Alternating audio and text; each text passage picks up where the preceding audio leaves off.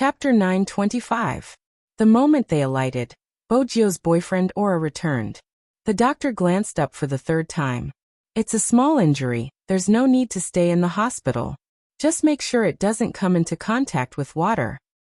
The doctor wanted to tell her that it was just a cut, and there wasn't a need to come to the hospital. Bojio was finally convinced, but at this moment, she paused and glanced up.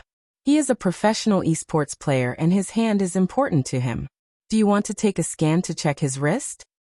If you insist. The doctor didn't think there was a need, but the family member had requested for a scan. But why was there such a dumb person? It was just an external injury and they wanted a scan? The doctor shook his head. Chin Mo reached out to take the pen from the doctor's hand, his voice calm.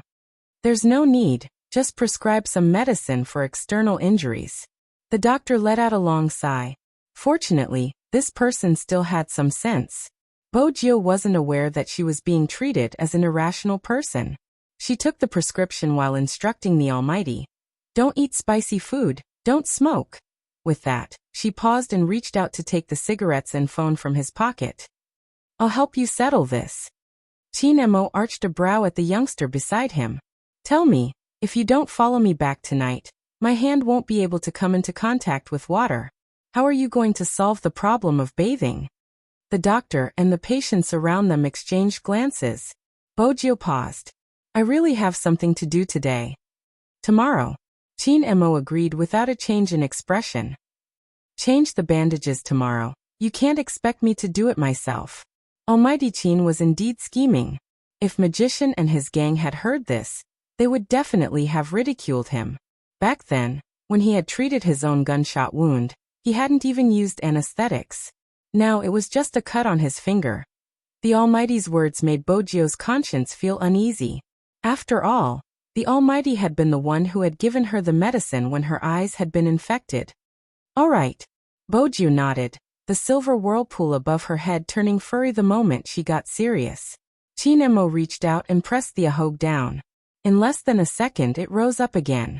Chin Mo arched a brow. Bojio smiled, showing her white canine teeth. It's time for a haircut. Don't you want to grow it out? Chin Mo's tone sounded casual. Bojio paused. I won't consider it for now. Yes. That's it. Bojio couldn't see anything from the Almighty's attitude. However, there was one thing that she was very clear about. All of her actions today were basically exposing herself. Smith's arrogance prevented him from picking up any other information. But the Almighty was not Smith. Not a single detail was left out in front of him. Her victory was in the aspect of rebirth. But Bojio knew that even this link was slowly collapsing. The Almighty was too smart.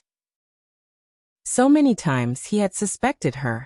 If one day, the Almighty was no longer rational and wanted to transfer his soul, then she would really have to face his resistance and rejection.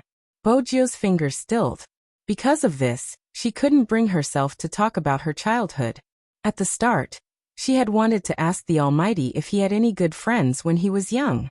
But now, she would rather he hadn't thought about it. That way, at least some decisions wouldn't be as painful. For instance, when he had to capture her personally. Bojio smiled, stretching lazily. That was why she had to run ahead of time. She didn't want to be enemies with the Almighty. According to Chin Mo's personality, after this incident, he wouldn't give her complete freedom even if he had to return home.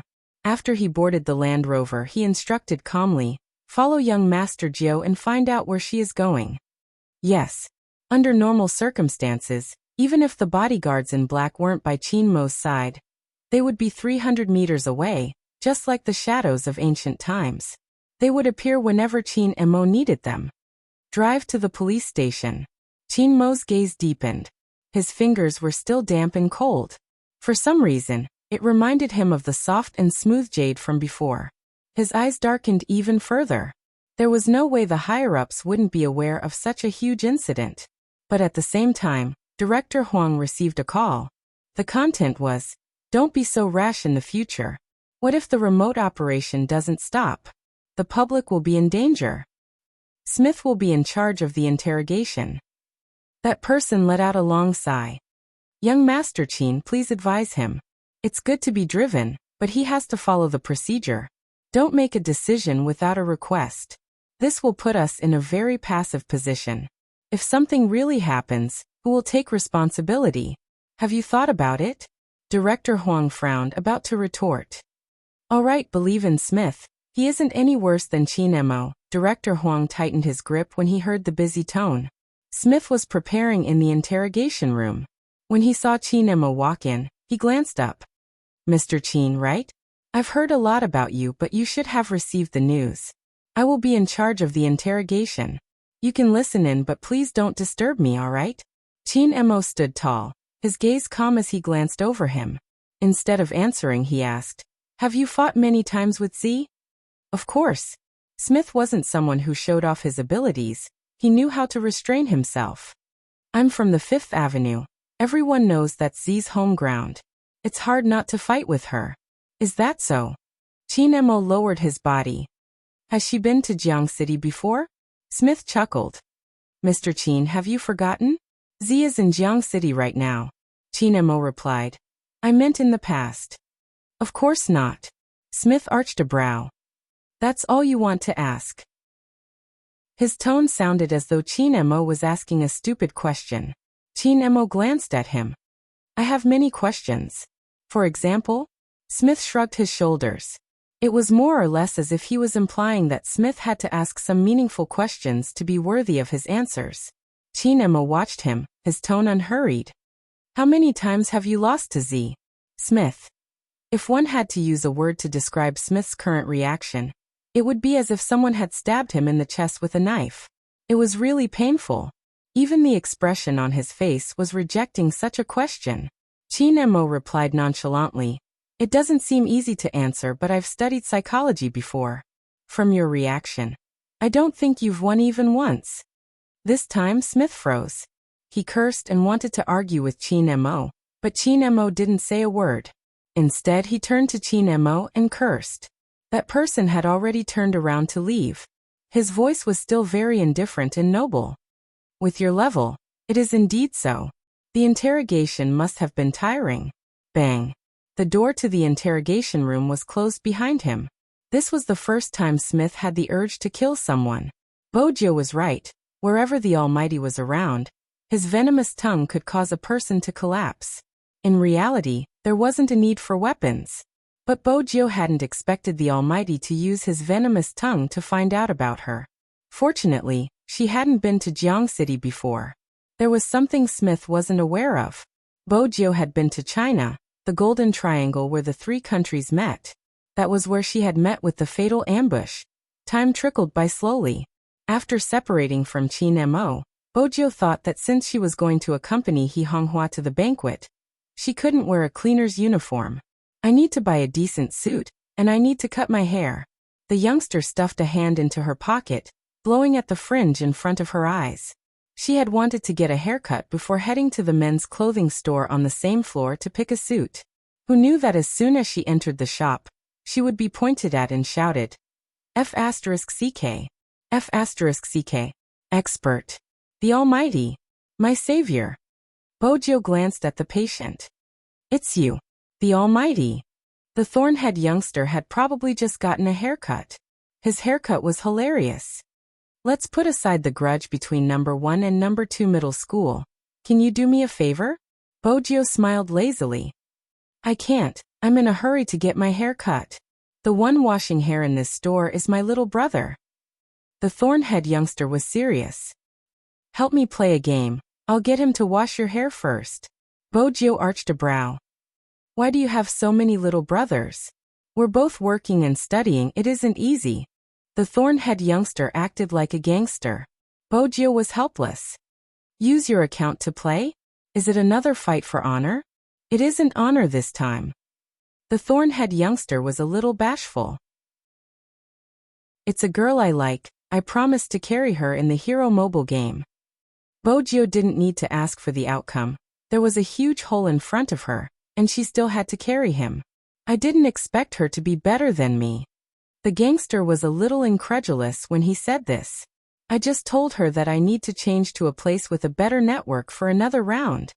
Actually, you have to set aside some time to find someone to carry you. Boju took out the cigarette she had snatched from the Almighty and tossed it to the thorn-head youngster. Get someone to wash my hair. In the future, don't go looking for trouble with first middle school, especially the girls. In the future, if you see a girl from first middle school walking along the commercial street and being targeted by thieves, you guys from second middle school have to protect her. The thorn-head youngster replied immediately. That's the work of trash. Don't worry, I'll give them an order tomorrow. Even though the students from second middle school aren't very good in their studies, we are very protective of the fairer sex. Was that how they were supposed to be protective of the fairer sex? Bojo arched a brow and didn't say anything else. When she lay down, she took the thorn-head youngster's phone. He stood beside her, pointing at the profile picture in his friend list. This is it, isn't she pretty? Don't snatch her from me, I'm warning you. Dearest, it's just a photoshopped picture. I really can't tell if she's pretty or not. Even if she's pretty, can she be as pretty as Almighty Chin? Bojo thought to herself. Even if she likes someone, she would prefer the prettiest one. What was this? If an ordinary person heard this, they would definitely feel that there wasn't any comparison. It was a guy and a girl, but he was still a Chinibu. You don't say young Master Chin is indeed handsome, the thorn-head youngster replied seriously. Bojo took the opportunity to enter the game, preparing to play casually. However, he had a request. You have to choose an assassin later. Aren't you best at playing as a tank? She still remembered the first time they had met. This Chinibu playstyle had always been charging forward. The gangster shook his head. You don't understand. Nowadays, the girls are obsessed with playing the assassin. I don't know who started the trend. He paused. It's you. When you were in the pro league, you always played the assassin, and you always got first clears. No, let me ask you, have you ever considered the feelings of people like us? It's not good to chase after girls. Everyone talks about your Highness Gio every day. It's depressing. Bojo. She couldn't reply. She hadn't been to school for a long time and wasn't aware of the situation. First, she adjusted the page. Since she had chosen the assassin, she changed the attributes slightly. Then she invited him in, and the game began. At this moment, the shampoo youngster had already started to apply the conditioner. Hero had always been a game that allowed for better teamwork between teammates. Bojo switched on the receiver, but didn't turn on the microphone. She could clearly hear a girl's voice on the other side. It was from the attacking sorcerer. Hey Ching, why do you always drag him into such a trap? He isn't a trap. The girl named Ching was playing as a tank. Bojo looked at the team composition. It was rather reasonable. She didn't care about what the other party said and charged straight into the opponent's jungle. What did Big Spade like to do when he was playing? Of course, it was to attack the opponent's jungle, leaving them with nothing to attack. After charging over, she didn't start fighting immediately. Instead, she hid in the bushes beside the blue beast. At this moment, the attacking sorcerer spoke again. Hey, can you come back? You only know how to send yourself to death. Don't bother about him, he's from number 2 middle school. His results aren't good and his brain isn't working well, the archer spoke. He sounded arrogant. The thorn-head youngster clenched his fists tightly, but didn't say a word. Bojo glanced up at him. After all, she understood this Chinibu. He was the type of person who would get angry at the slightest provocation. Yet he didn't retort? Bojo swept her gaze over the screen once more. Her gaze landed on the girl playing as the tank. It seemed like she really liked this person. His brain isn't bad. The tank girl's voice turned cold. If you guys continue acting like this, stop playing. The archer seemed to be afraid of the girl's anger. I'm just afraid he will send himself to death. If you don't like it, I won't say it. I'll lead you guys to victory later. The tank girl didn't reply. Instead, the attacking sorcerer spoke. I knew we wouldn't lose with you around. Almighty lead us. No problem, as long as someone doesn't send himself too far. The archer's tone was still filled with mockery. Chapter 926.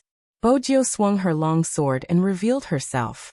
The lethality she exuded was off the charts. It was obvious that the enemy assassin hadn't expected someone to snatch the beasts at the start of the game. Caught off guard, Not only did he lose the wild monster, but he was also targeted by a long sword. F***ck, it can't be. He hurried towards the sorcerer in the middle lane. It was a pity. He wasn't as fast as the youngster's precise movements. She leaped up and used her big move. In just a few minutes, Bojio had reduced the enemy's HP to a critical level. The man gritted his teeth and finally escaped to the defense tower. However, was this the end of it? He had obviously forgotten. Before he entered the tower, the young man threw a flying dagger straight at his head. Even though he had escaped into the defense tower, the damage was still there.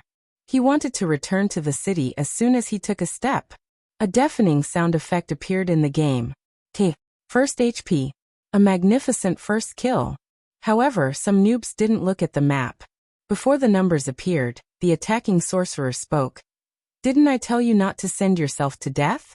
You must be drunk to play like this. Before she could finish her sentence, the numbers on the screen changed. 1-0. Did that mean they had killed someone? The girl's voice froze. She couldn't believe it and forgot to close her mouth. That was the first kill. And they were in the enemy's territory. With the noob's abilities, it wasn't possible. Lucky. The archer's voice was heard. The sorcerer replied immediately. He probably burned some incense before he left. Bojio was still running on the map. Once the enemy discovered her tracks, they would definitely chase after her. At this moment, she had killed someone and couldn't be at full HP. She was left with half a tank of HP. Once she was controlled by the sorcerer, she would be killed instantly. But with her speed and maneuvering, an ordinary person wouldn't be able to control her. At this moment, Bojio sent a signal to gather. The signal was sent to the sorcerer in the middle lane. Usually, the assassin would lure the enemy over. As long as the sorcerer in the middle lane cooperated, the two of them would be able to kill the enemy instantly. Bojio paused in the bushes, preparing to fight back. However, there was a problem. The mage girl in the middle lane didn't hear the signal at all. She didn't even look at the map coordinates, and was still clearing the troops. Bojio was an assassin. The moment she rushed forward, she couldn't retreat in time.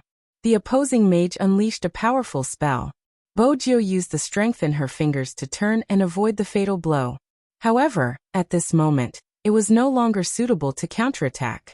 It was just the start of the game, and she didn't have enough money or HP. Her opponent was full HP, and the map showed that reinforcements had arrived. Bojio turned and returned to her own tower. This time, she finally understood what it meant to be tricked. He had always played in the pro league, and his teammates would only have problems with their hand speed or technique. But this person... Bojio glanced at her sorcerer and archer. They didn't even know how to look at the map and didn't listen for signals. How did they get the confidence to fly with the Almighty? There was one more thing Bojio wanted to ask. Why was an archer shooting the blue beasts? Not fighting the red beasts, but the blue beasts? Was he trying to steal her wild? His strength was a trap for his teammates, dear. Bojio scanned the area and pondered for a moment. She decided to adjust her strategy. Chapter 927. They had to develop and strengthen their finances before they could produce equipment. That was the decision Bojio made after understanding the situation, which meant that she wasn't going to participate in the team battle in the near future. Everyone who played the assassin class knew how lethal an assassin could be, right? No, the long-range archers and some attacking sorcerers were the main attackers. Under normal circumstances, the assassin class not only had strict control requirements, but more importantly, they had to be able to analyze the situation. They had to know when to attack, when to retreat, and when to counterattack. The strengths of an assassin were speed and explosive power. However, if one thought that an assassin should be like a tank and only charge forward without caring about anything else, then that would be a big mistake. It was obvious that the archer and sorceress in the middle lane thought that way. When the enemy rushed over, they shouted, "Hurry, gather in the middle lane, prepare for the team battle." The defense towers on both the top and bottom lane were being attacked. At this moment, they weren't going to save the towers and were going for a team battle? Bojio obviously wouldn't head over immediately. She would clear the troops around the tower and hit money everywhere she went. Her hand speed was so fast that the gangster was stunned. That was what he was thinking. Why did the same account play the same game character? How did that character become so powerful in the hands of the other party? It was unbelievable. Just as Bojio was about to attack the defense tower after the enemy on the top lane escaped with low HP, something happened in the middle lane. The sorceress came out of the defense tower. She didn't even release a stun fireball. Instead, she used her big move. She was confident that she would be able to destroy the enemy with a big move. But it was obvious that she didn't just release her skill. She didn't measure the distance. That big move had indeed hit something, but it hadn't hit the opponent. This was really awkward. Such a low-level mistake in the game. Seriously, she didn't know what to say. She could only say that she couldn't escape. Sure enough, the opponent's assassin leaped over and gave the female sorceress a close-range critical strike. Together with a stun from the archer, the female sorceress was killed in less than 2 seconds. Bojio's 1v0 became a 1v1. It was a draw. The male archer ignored the tower and ran towards the city with full HP and mana. As he ran, he asked, "Where's the assassin? Don't you know about the team battle? Do you have to do this?" Bojio couldn't be bothered to say anything to those who abandoned their towers when they were full of health. She skimmed over from the wilderness and jumped into her defense tower. She cleared the troops, protected the tower, and earned money. She did everything without any delay. Then, she jumped to the right and continued to kill monsters in the wilderness. She continued to increase her finances. Seeing this, the female magician's voice was filled with anger. "Why are you still fighting monsters at a time like this? Don't you know how to team up? Do you even know how to fight?" The girl who was playing the tank couldn't help but say, "Assassins need wild monsters the most. You guys just need to defend the tower. Don't form a party first. We don't need a party in the early stages. Then he's too much of a scammer." The female magus voice was still unhappy. "If this goes on, we'll be dragged down and lose." Bojio arched a brow as she held onto the red beasts. She only had time to type one word. "Oh." It was that "oh" word that made the female magician so angry.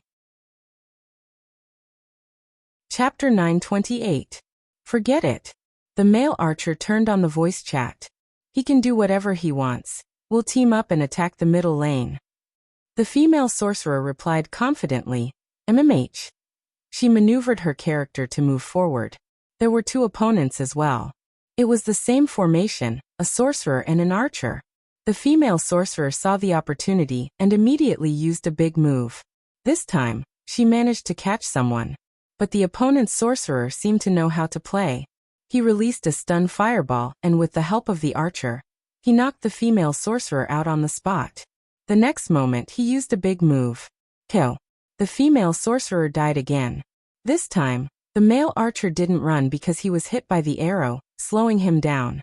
He couldn't escape even if he wanted to, seeing that he was about to be killed to critical health. Right at this moment, a sharp blade flashed past.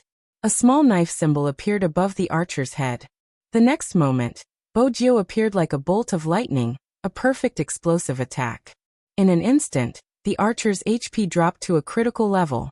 At this moment, the sorcerer used another stun ball. Bojio tilted her body, dodging it perfectly. She threw a flying knife at the sorcerer before sweeping her long sword. Both the archer and sorcerer were on the verge of death. At this moment, their lives were hanging by a thread. Bojio just needed one more move, and she would be able to take both lives easily. However, the male archer wasn't aware of the situation, and continued to attack fiercely.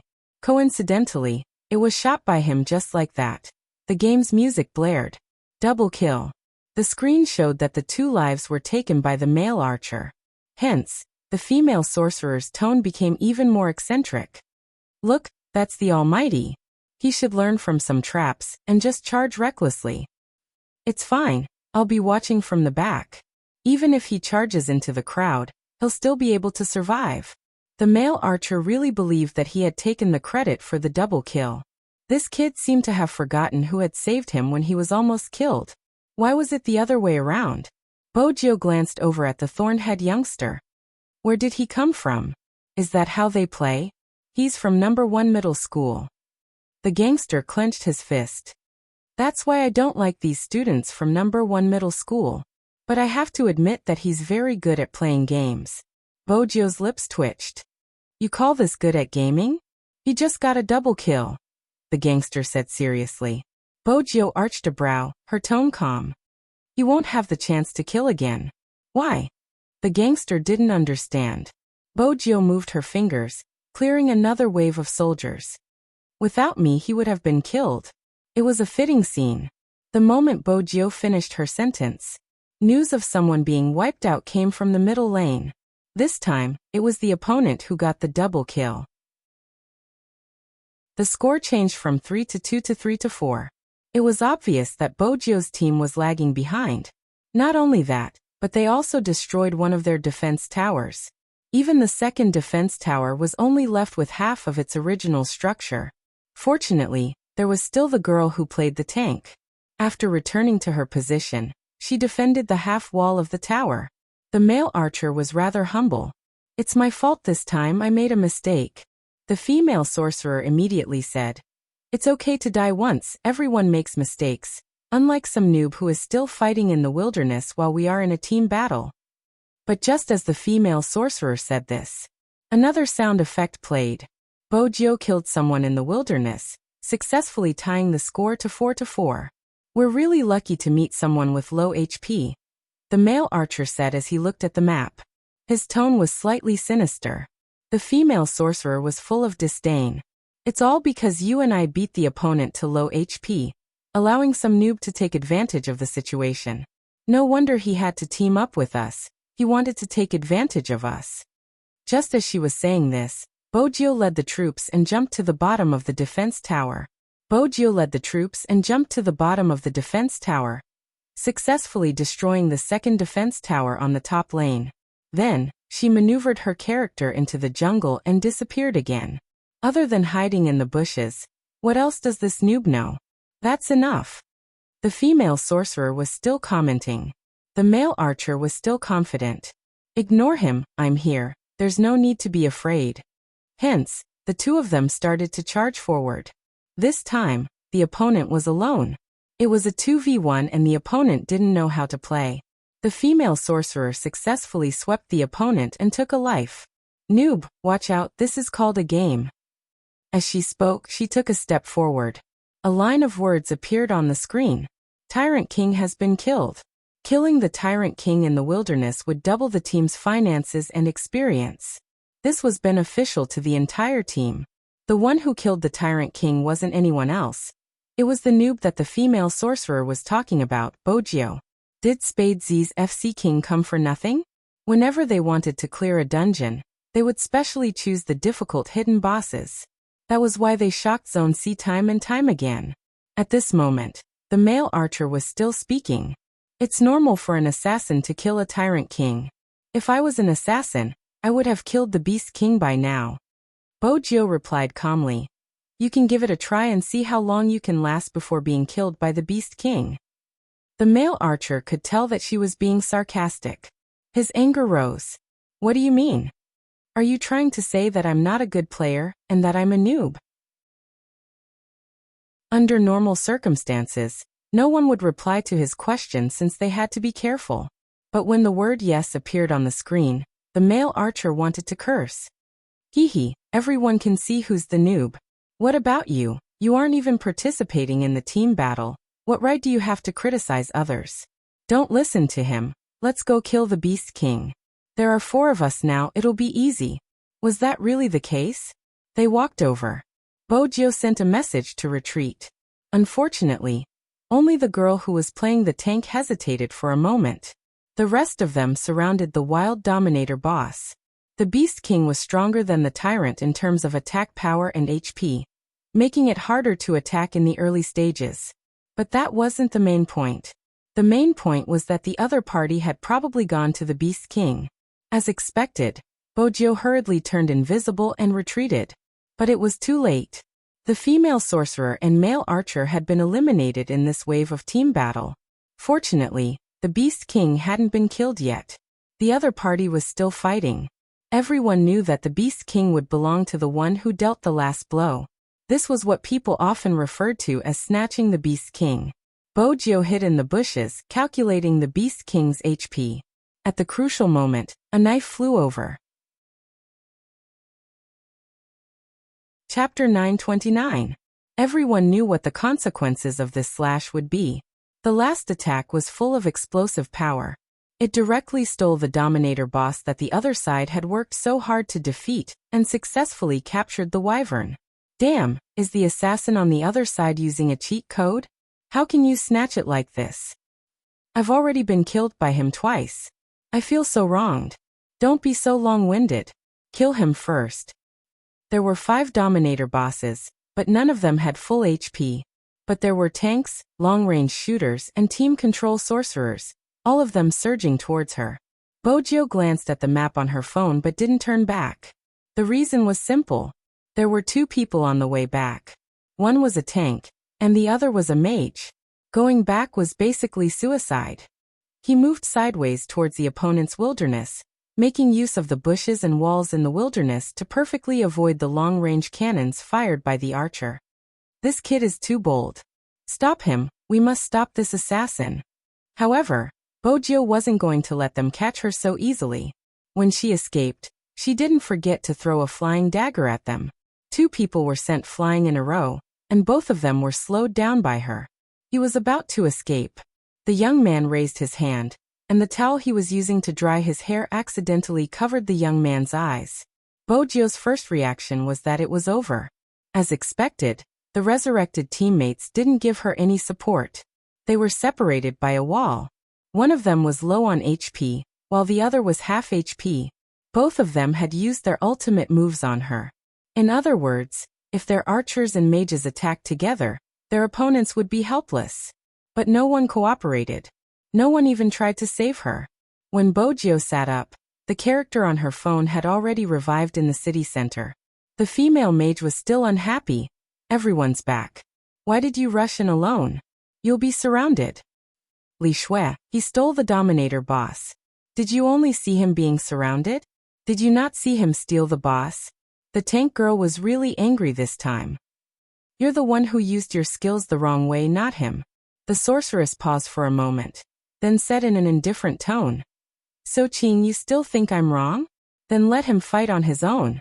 Let's see how many times he'll be surrounded and killed. What the sorceress didn't expect was that when she said those words, Kieran's voice suddenly rang out. Bojo really went alone. At the very least, there were wyverns at the front and troops at the back. It was equivalent to having a tank to help her resist the tower. The defense tower at the bottom lane had been turned into an empty shell by Bojo. The male archer was still in the middle lane. You don't want to join us and still insist on taking the wrong path. I know. The female magus snorted coldly. Looking at the map, the 5 people on the opposite side were all heading towards the pit. He added, they're basically looking for death, all right? No, something's wrong. Instead, someone from the opposing side reacted.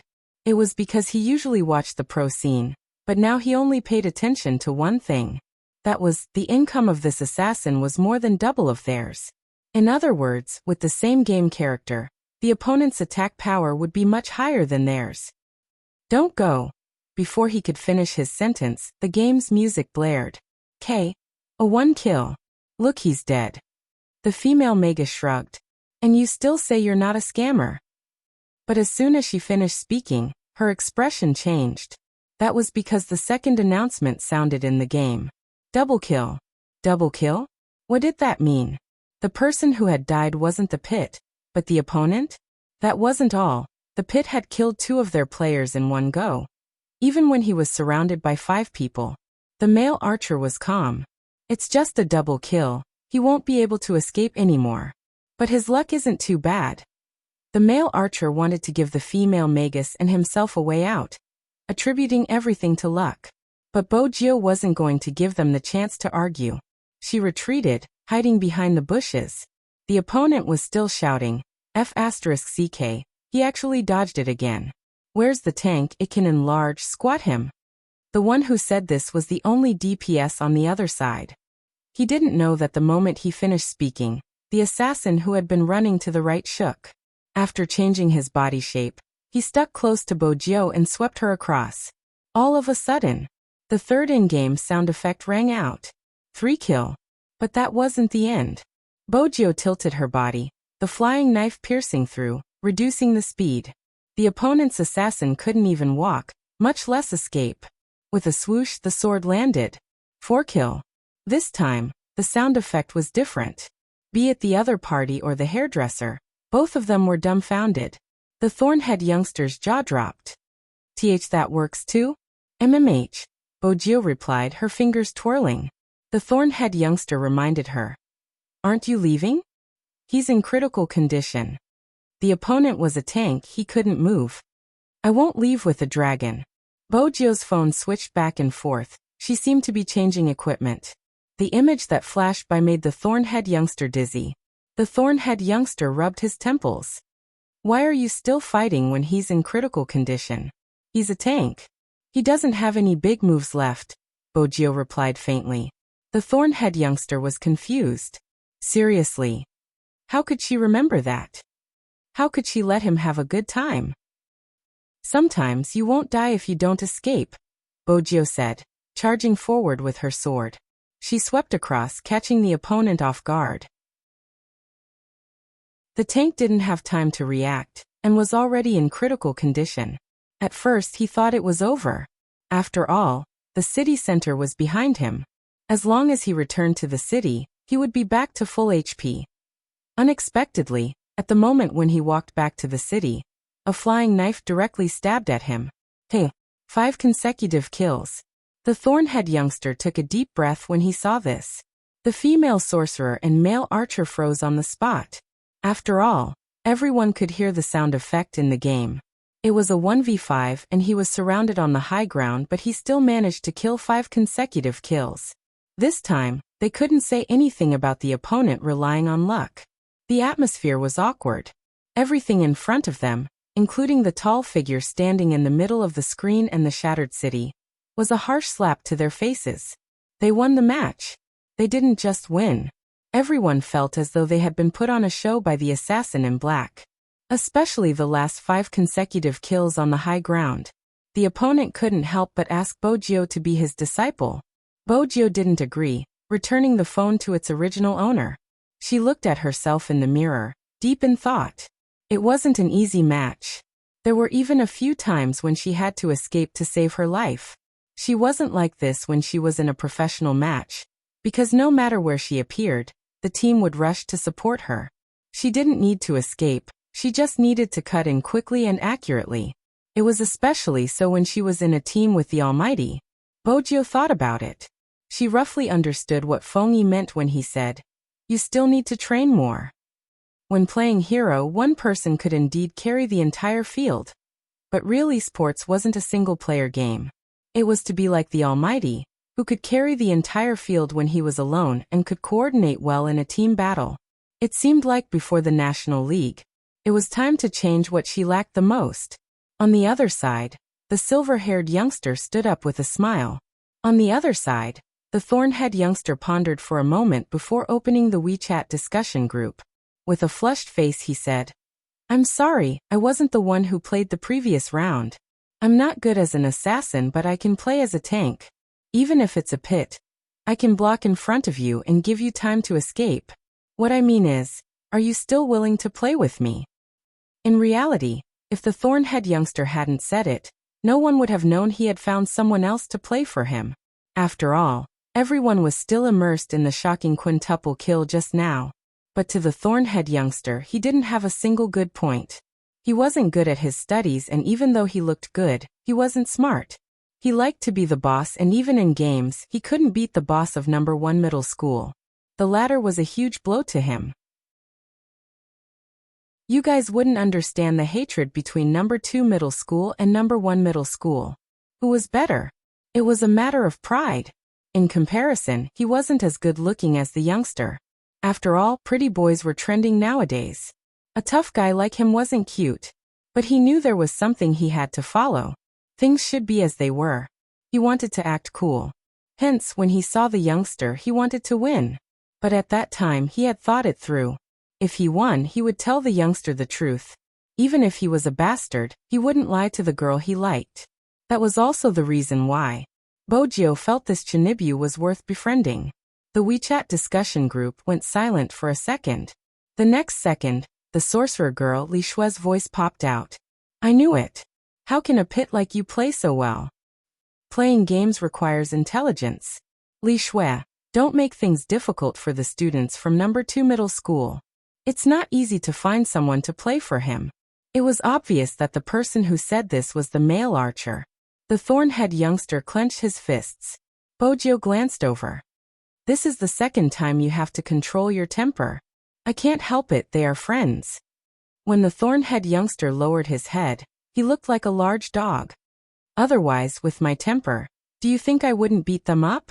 Hee hee, it's an insult to my reputation as the boss of number 2 middle school. Bojio arched a brow but didn't reply. Just then a voice came from the other side. Where are you now? Outside. The thorn-head youngster's voice was still muffled. Come to my house. The girl's voice was cold, but the words she said were warm. Who wants you to be good at games?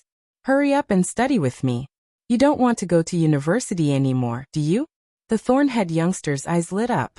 I'm going over now. The girl was obviously trying to get back at the thorn-head youngster.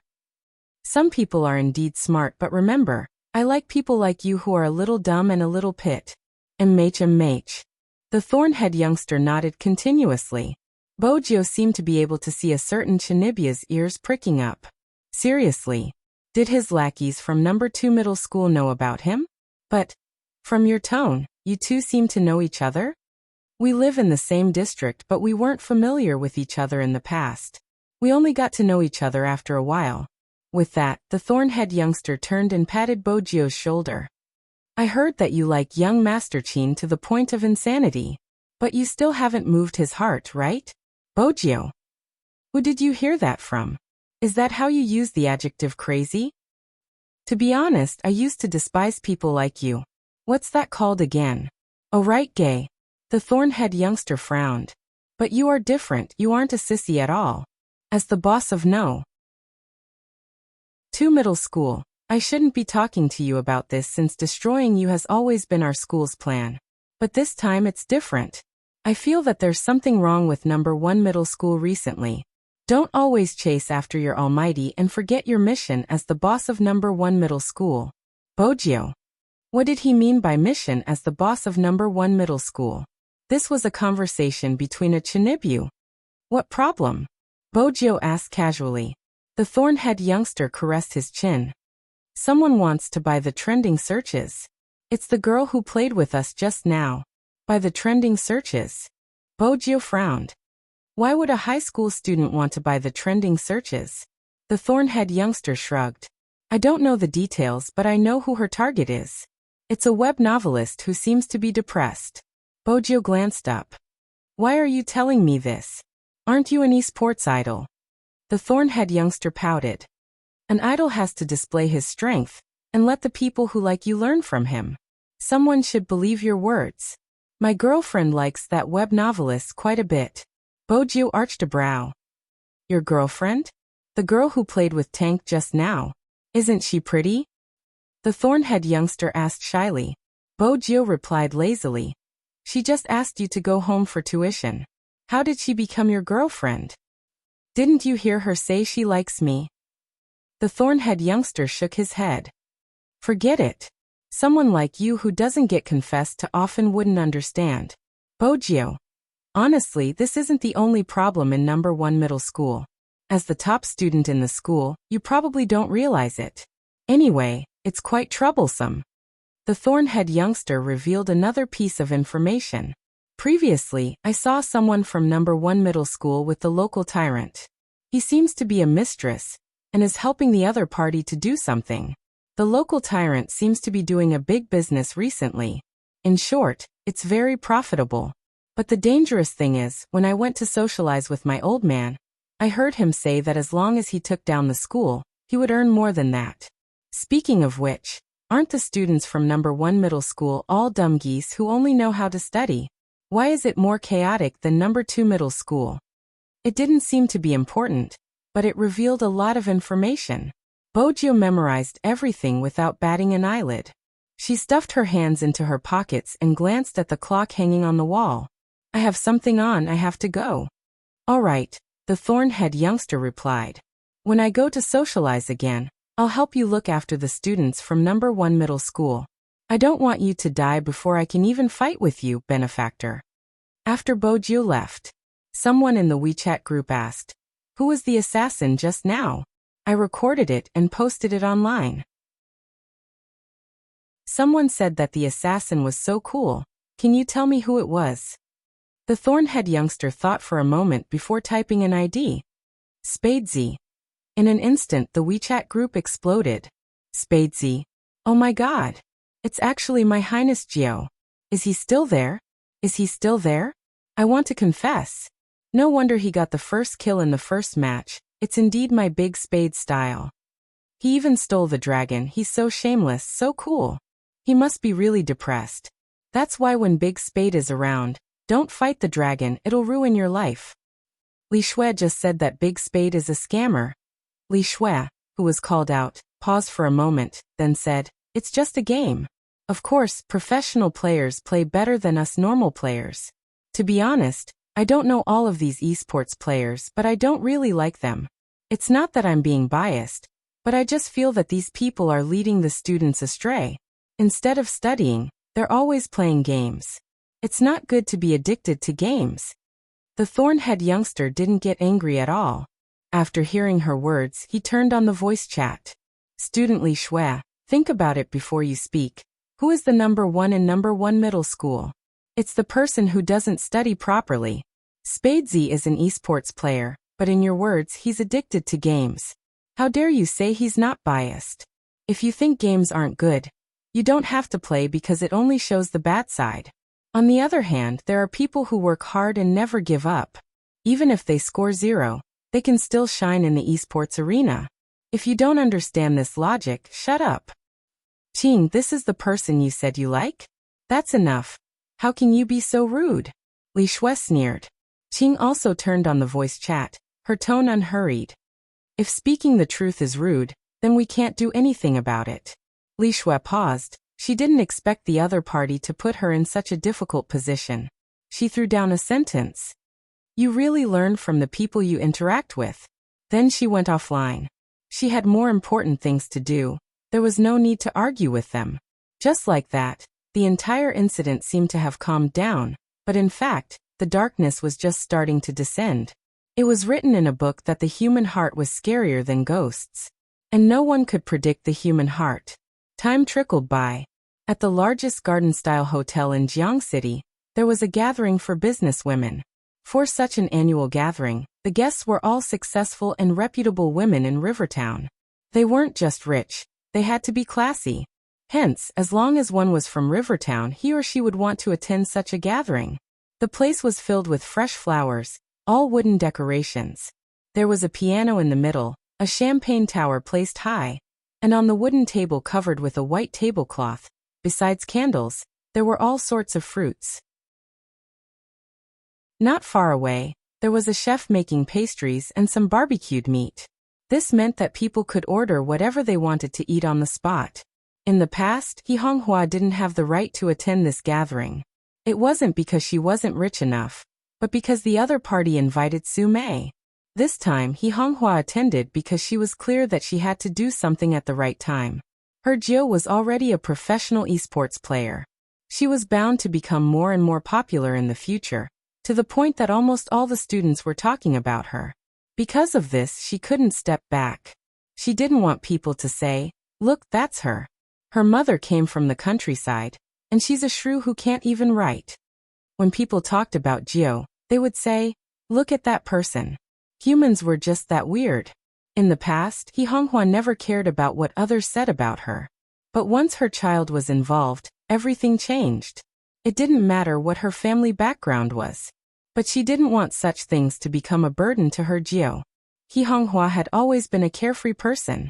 This time, she put on makeup for the first time. She even went to find a stylist just to look presentable. She had dressed up in the past, but no matter how she dressed up, she couldn't shake off the title of shrew in such a place. He Honghua was still hesitating, wondering if she should go in. A tall and slender figure walked over from her left, reaching out to place a hand on her shoulder. The youngster had a clean and faint smile. "Mom, why aren't you going in? Why are you standing here?" Bojio was dressed in a well-ironed white suit with a bow on her collar. Her lips were lifted, her bright eyes and white teeth making her look like a prince. There weren't many people who could resist a suit of this color, but Bojio seemed to be born with a demonic aura. Even though it was white, she could still exude a devilish aura. It was very attractive. Even He Honghua felt that her Jio was so handsome that it made her blush. Her round face broke into a smile, filled with delight. Bojio arched a brow, bending her arm into an arc. "Let's go, madam," he enter. He Honghua had never been invited like this before. She paused for a moment, then clumsily moved her arm forward. "Madam, he be more confident. Trust me, your Jio is so handsome, it will definitely give you extra points." Bojio's face didn't blush when she said this, her heart wasn't racing. Instead, there was a smile on her beautiful face. She was really narcissistic. But because of this sentence, He Honghua's heart wasn't as chaotic and uneasy as when she had first arrived.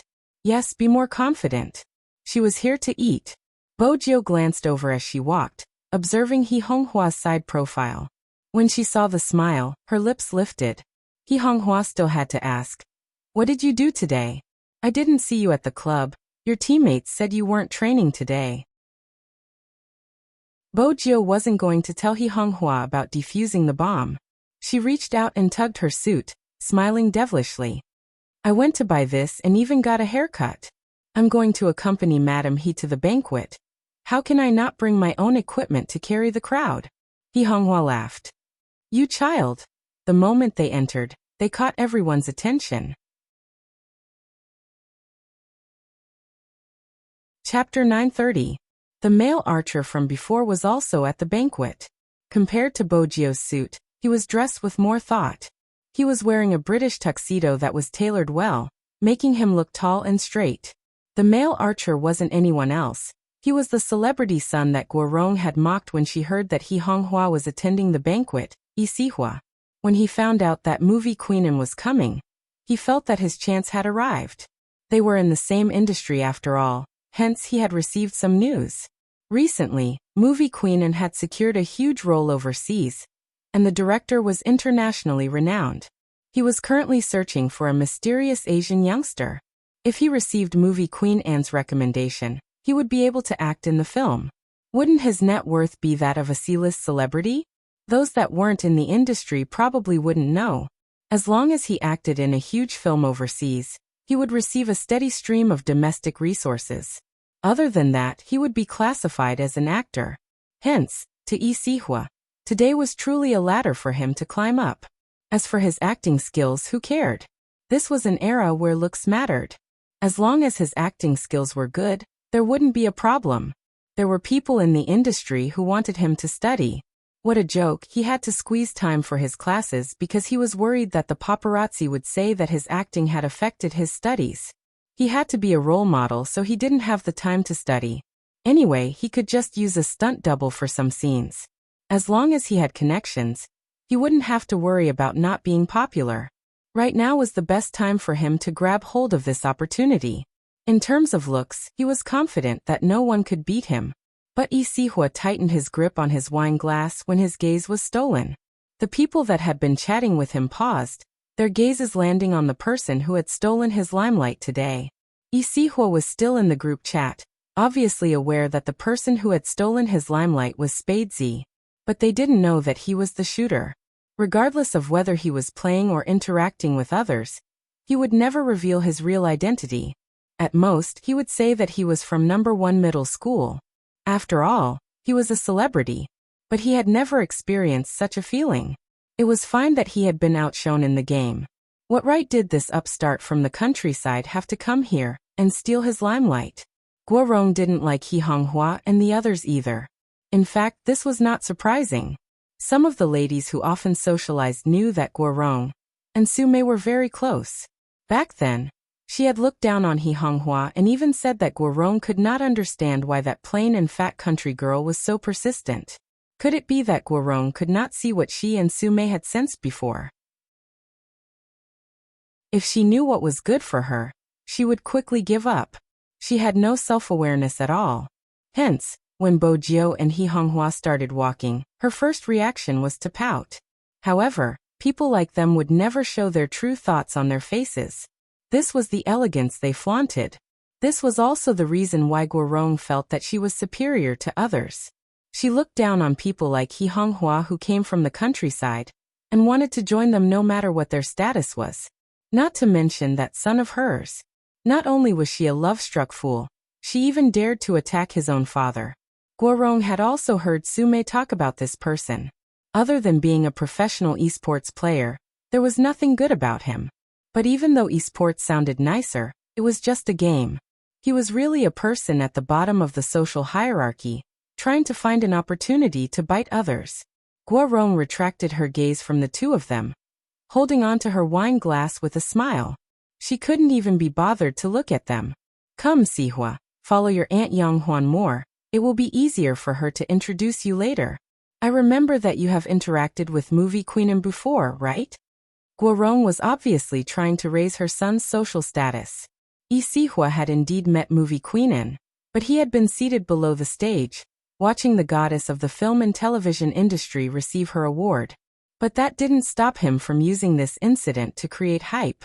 We met when we were overseas. Oh.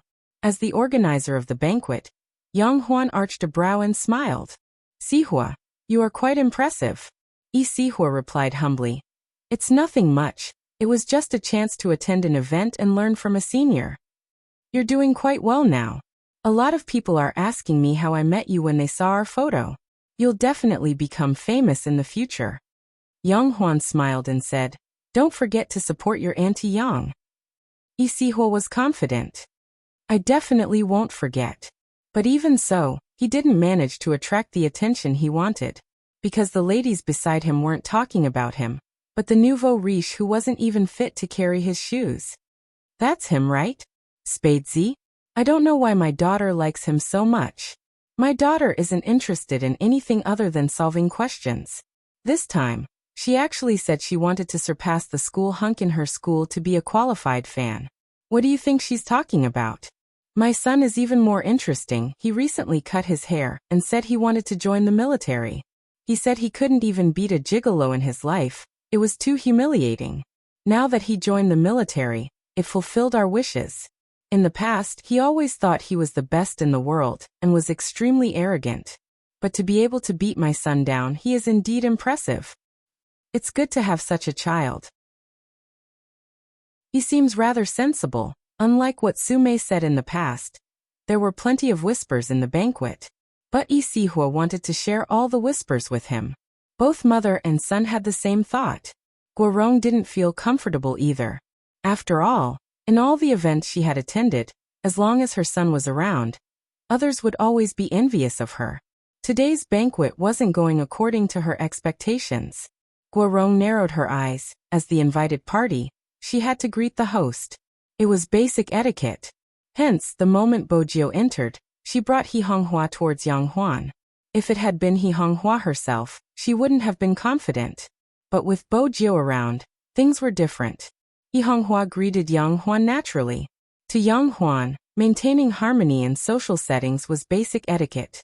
Even if He Honghua wasn't invited, it didn't make a difference to her. She knew how to make polite small talk. In the past, Guorong could have done the same. But now she couldn't do it. She wasn't someone who deserved to attend such banquets. How could she bring up the tempo? Boss He, it's been a while. Guorong smiled and said, Your son is becoming more and more outstanding. I think our situation is quite similar. We only have one son in our family. However, Sihua has always been sensible and humble. He has never caused any trouble outside. Even though he is famous now, he has not become arrogant. As for your son, she paused, frowning before continuing, the negative news hasn't stopped. Actually, as parents, we have to consider everything for our child. It's good to be famous, but if he isn't, he would be rash and easily get into trouble. It's better for our family to keep an eye on him. It's more important for him to cultivate both internally and externally. I remember your son wasn't used to such occasions. How is he now? He should have learned how to drink red wine, right? Of course, she still remembered Guorong, but she didn't have a deep impression of her son. The reason Guorong mentioned how to drink red wine was to mock the first time she had attended a gathering with Su Mei. When others had clinked glasses with her, she had gulped down large mouthfuls. She hadn't been aware of this aspect. At that time, the original body had treated Su Mei as a good person. She hadn't known that Su Mei had brought her out just to embarrass her in public. And Guorong had been one of the participants. He Honghua understood what Guorong was implying. Her gaze dimmed. She told herself not to be rash. If she was rash, she would fall into the other party's trap. It was better to tolerate it. If she lost her temper, it wouldn't be worth it for her Jiu to be criticized for her lack of upbringing. According to Bo Jiu's personality, such words would go in one ear and out the other. She would just ignore it. But today He Honghua was here. In this world, there would always be such a person. You couldn't allow her to suffer. To Bo Jiu, He Honghua was such an existence. I've been doing some research on red wine recently. Bo Jiu stuffed a hand into her pants, a devilish smile on her face. Thank you for your concern, Boss Gua. In Guorong's memory, the youngster was still a weak and useless nouveau riche. Now that she heard the youngster's words, she stilled for a moment before breaking into a smile. It's good that you know. I would like to get Sihua to teach you. Both of you are around the same age. Even though there are differences in some aspects, it should be easier for you to communicate. Of course, other than gaming, you don't do anything else. Unlike our Sihua, he has to study every day besides reading scripts. Bo Jiu lifted her lips. Boss Gua, why do you think I don't do anything else? Aren't you esports players just gaming? There wasn't anything wrong with Guorong's words and actions, but everyone could hear the disdain in them. Bo Jiu looked at her, her voice calm. I think Boss Gua has some misunderstandings about our profession. We don't just play games. A professional esports player has to be online for at least 8 hours a day. 4 of those hours are for basic training, reflexes, hand speed, positioning, as well as the coordination between the team members. They have to be practiced repeatedly. Also, Boss Gua, I believe that respecting people from all walks of life is the foundation of being a boss. What do you think, Boss Gua? Guorong was at a loss for words. She had never expected this little country bumpkin to become someone she couldn't fight back against. She had led her into the gutter without a word. There were many people present, and they had started their careers in various industries. Of course, she knew what mistake she had made. Yang Huan didn't want anything unpleasant to happen during the banquet since Ms. and was coming later. So when she saw any signs of trouble, she immediately said, Kids these days are more thoughtful than we were back then. Director Gua doesn't mean that. Come, let's have a toast. Let's keep our words in the wine. Yang Huan wasn't being fair, but regardless, Guorong was someone she interacted with regularly. He Honghua was an outsider after all. Inviting her to the banquet was just to make up the numbers. Between the two, she would definitely lean towards Guorong. I felt like something was missing since just now. Yang Huan glanced towards Sihua. I haven't chosen the music yet. Sihua, why don't you play a song for us? Actually, the way they treated each other was equivalent to leaving He Honghua and Bo Jiu in the cold. Bo Jiu had never attended such events with He Honghua before. But when she saw that He Honghua was used to it, the warmth in her eyes dissipated. How many times had she been ostracized for it to become a habit? She knew how much effort He Honghua had put into this banquet. Perhaps she didn't care. But even if she didn't care, she shouldn't be in such a state. It didn't matter if she didn't attend such a banquet. Bo Jiu was about to speak when a familiar voice came from beside her. A familiar voice came from beside him. Auntie Yang suggested it, so it should be possible. But I heard young Master Fu's words just now, and it seems to be very impressive. Why don't I play a part for young Master Fu? I don't need to play any famous songs, just basic piano basics. Young Master Fu should know, right? Bo Jiu glanced up towards Sihua, arching a brow. Was this the male archer from earlier? Sihua wasn't aware that she was good at disguising herself, and was extremely sensitive to voices. Moreover, Isihua's tone was filled with disdain. Naturally, she could tell who he was. Or do you mean that young Master Fu doesn't even know the basics? Isihua continued, clearly not giving her a way out. Even though he hadn't interacted with this useless person, he knew a little about him. He didn't even know how to touch a piano, much less play it. How dare he be so arrogant in the game and steal his limelight? He was going to let him have a taste of the consequences in real life. Even though they had a piano at home, Honghua had never heard her Jiu play it before. She had always assumed it was just a decoration. After all, her Jiu liked to show off. Isihua was doing it on purpose to embarrass her Jiu. Honghua clenched her fists, wanting to say something. Bo Jiu was faster than her. Should I play first or you? Honghua paused, glancing up instinctively, her eyes filled with worry. Isihua chuckled. You can go first. I'm afraid you won't have the mood to play after I start since I'm a professional. The mockery in his words was obvious. He was clearly trying to belittle her. Oh, so you're a professional? Bo Jiu walked forward casually, standing tall beside the piano. She glanced up, her gaze devilish. If an amateur like me doesn't play well, things will get awkward. Isihua smirked. Let's talk about that after you finish playing. This useless person was really shameless, playing better than him. Did he know where he came from? Bo Jiu remained nonchalant in the face of his mockery. Everyone watched as the silver-haired youngster in a suit sat at the brightest spot. Chapter 931. There was a sudden gasp from the crowd. Both Bo Jiu and the mocking Isihua turned towards the source of the sound. A woman walked in from the door. She seemed to be the beloved child of God. Whether it was her face or temperament, she was perfect. Few people could wear this kind of oriental red color with a noble effect, but when it was on her, it was as if nothing was a problem. That kind of fiery red color set off her snow-white skin, only making people feel that there was a kind of indescribable lazy beauty. That was not all, because there was another person standing beside her. He was dressed in a black suit, but it gave him the aura of a young master of a warlord. His arms were half-bent, and his slender legs were walking forward. His tall nose bridge and thin lips were just perfect, sexy and noble at the same time. Who else could it be other than the ravishing young Master Qin of Jiang City?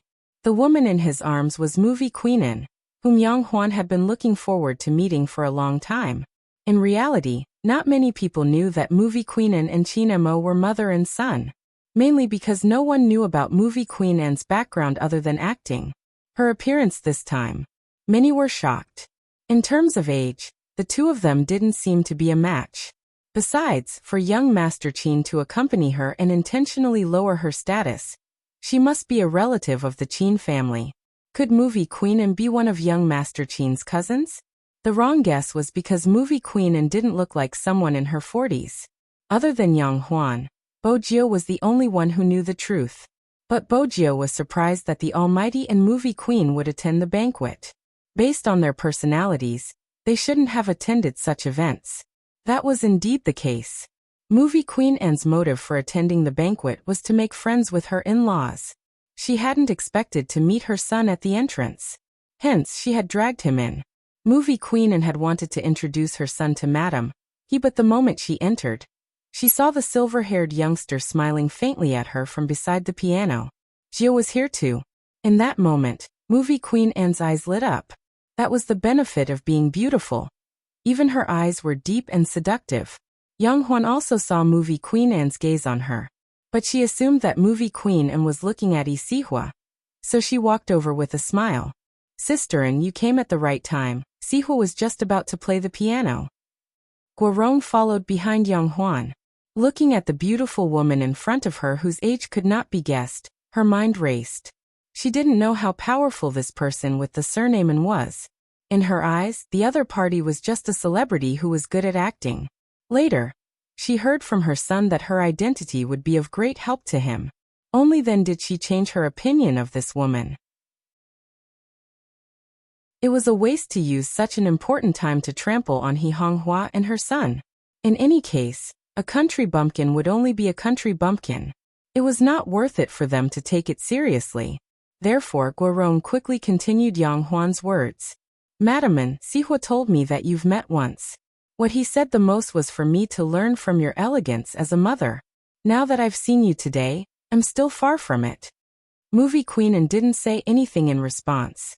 With her self-restraint, she wouldn't expose a person. But at the same time, she smiled ambiguously and didn't reply. This was to deter those who wanted to get close to her. It was a pity that whenever Guorong tried to get close to someone with a motive, she would always ignore the fact that the other party didn't want to talk to her. She smiled and continued. I will get Sihua to prepare now. Madam is here. I want to play something nice. With that, Guorong walked towards the piano. Unbeknownst to her, at this moment, Qin Mo was making eye contact with a certain someone.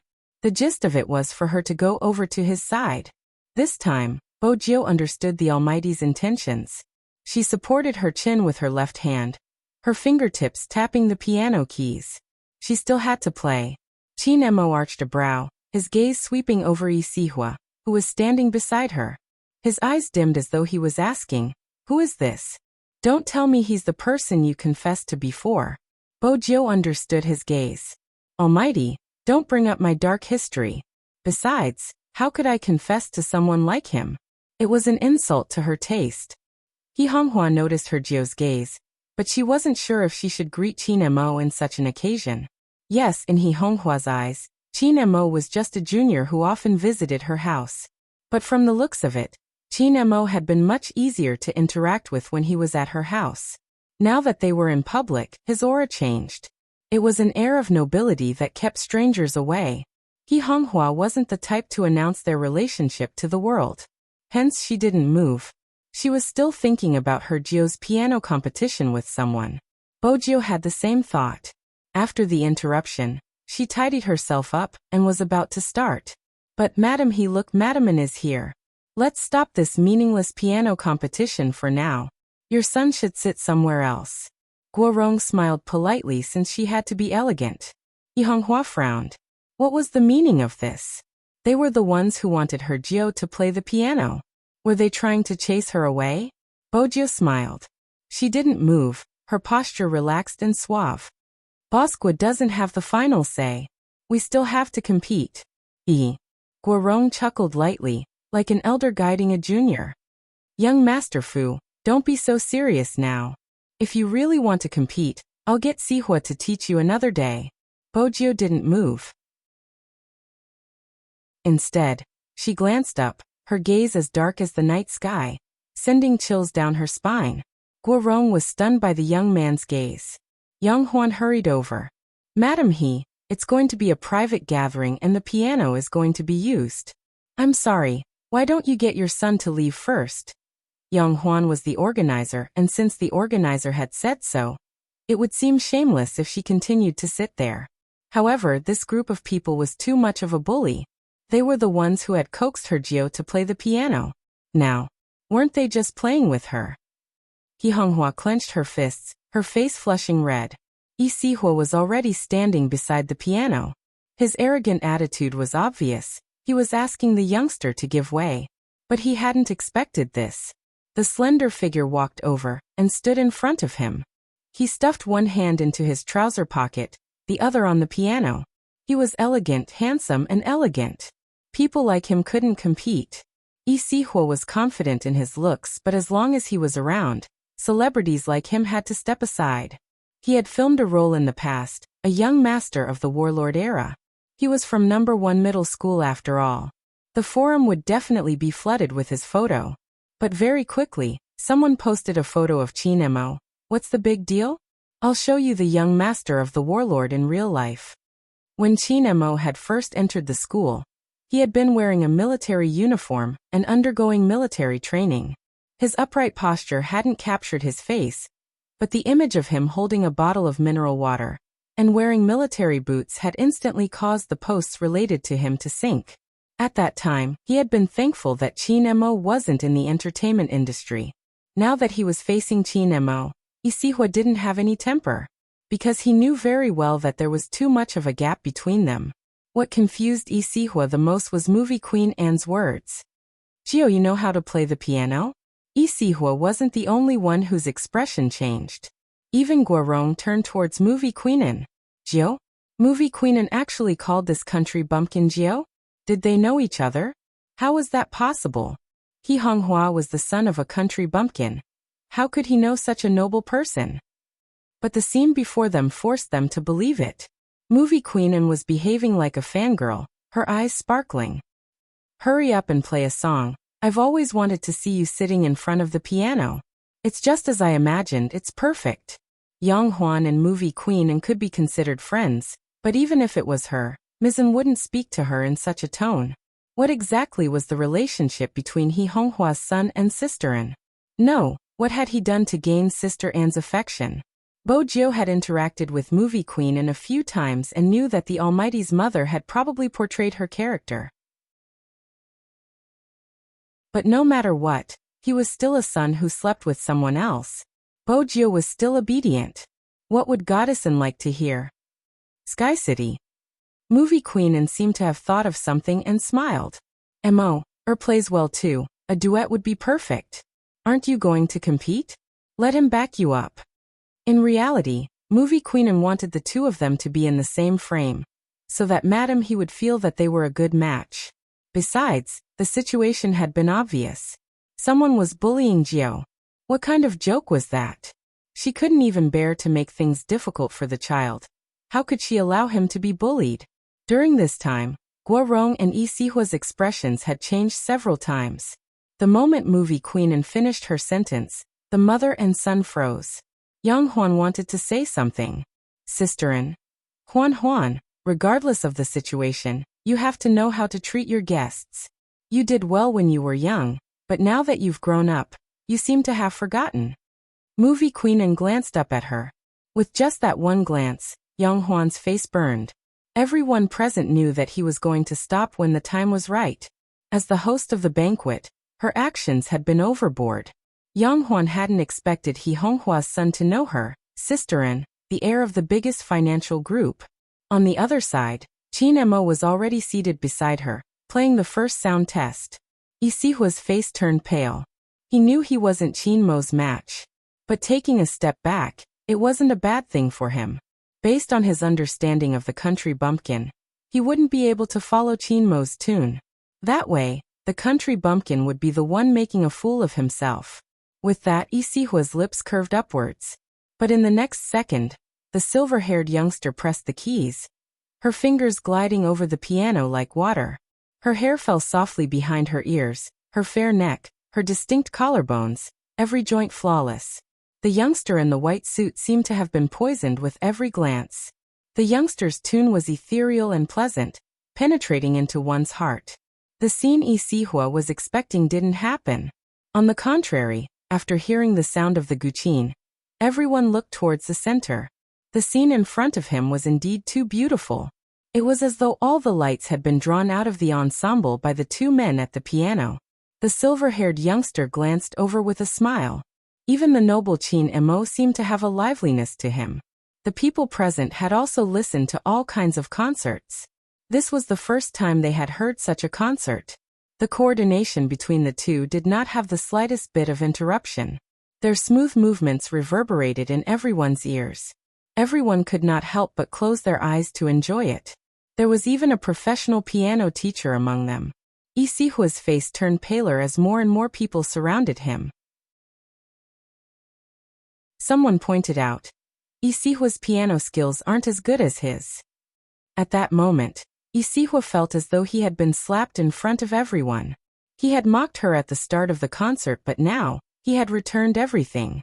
There was a saying that had come true for him. After the youngster was done, he couldn't play anymore. Yi Sihua was aware of the situation. He didn't have the youngster's familiarity with the piano keys, and wasn't confident that everyone would be engrossed when he played. The coordination between the two of them was too good. Their tacit understanding was not only flawless, but their faces also made them look like a pair of princes. In reality, this wasn't the first time Bo Jiao had played with the Almighty, but it had been a long time. The Almighty had long forgotten that she knew how to play the piano. From a certain perspective, he was the one who had taught her. Back then, he hadn't liked to play with her. In order to attract his pet's attention, she had done many things. One time, she had messed with his piano. In the end, he had grabbed her hand and pressed it against the piano keys. Which girl doesn't know how to play the piano? From today onwards, learn well and don't play with the English people next door, do you hear me? I don't know which keys are which. Stupid Yes, she had been playing the piano since she was young and the Almighty had taught her step by step. How could she be any worse than Isihua? Another note fell. Qin Mo glanced over, his fingers touching someone's. It was at that moment. He found it strangely familiar. All of a sudden, something seemed to jump into his mind. Who had he ever sat with like this? Chapter 932. The blurry memory seemed to be separated by mist. He looked to be less than 5 years old. He was sitting beside the piano with a person in his arms. The person seemed to be a little younger than him. Her head was moving around, and was very disobedient. He was holding the person's fingers, and trying to memorize the notes on the piano. Momo, playing the piano is boring. Let's go look for William, his dog is fun to chase. We'll go after we finish. It'll be late by the time we finish, I still have to climb the wall. You'll have curry rice after you finish. You can decide if you want to play with William or stay here to eat curry rice. He heard himself asking the person to make the choice in an aloof manner. The person's head drooped for a second before she lifted it again. I want to eat curry rice, but it's not fun to play the piano all the time. Let's take a break, I'll play Super Mario with you, but tomorrow at this time, you can't go to William's house. You have to come over and learn the piano. Which girl doesn't know how to play the piano? From today onwards, learn well and don't play with the Englishman next door, do you hear me? The last part was his voice. As it was too sudden, a sharp pain shot through his head, causing him to freeze. Even though there weren't any other reactions, his pale and handsome side profile made Bojio realize his discomfort. Bojio glanced over and asked in a low voice, Brother Mo? The pain only lasted for a moment. Qin Mo pressed his long fingers between his brows.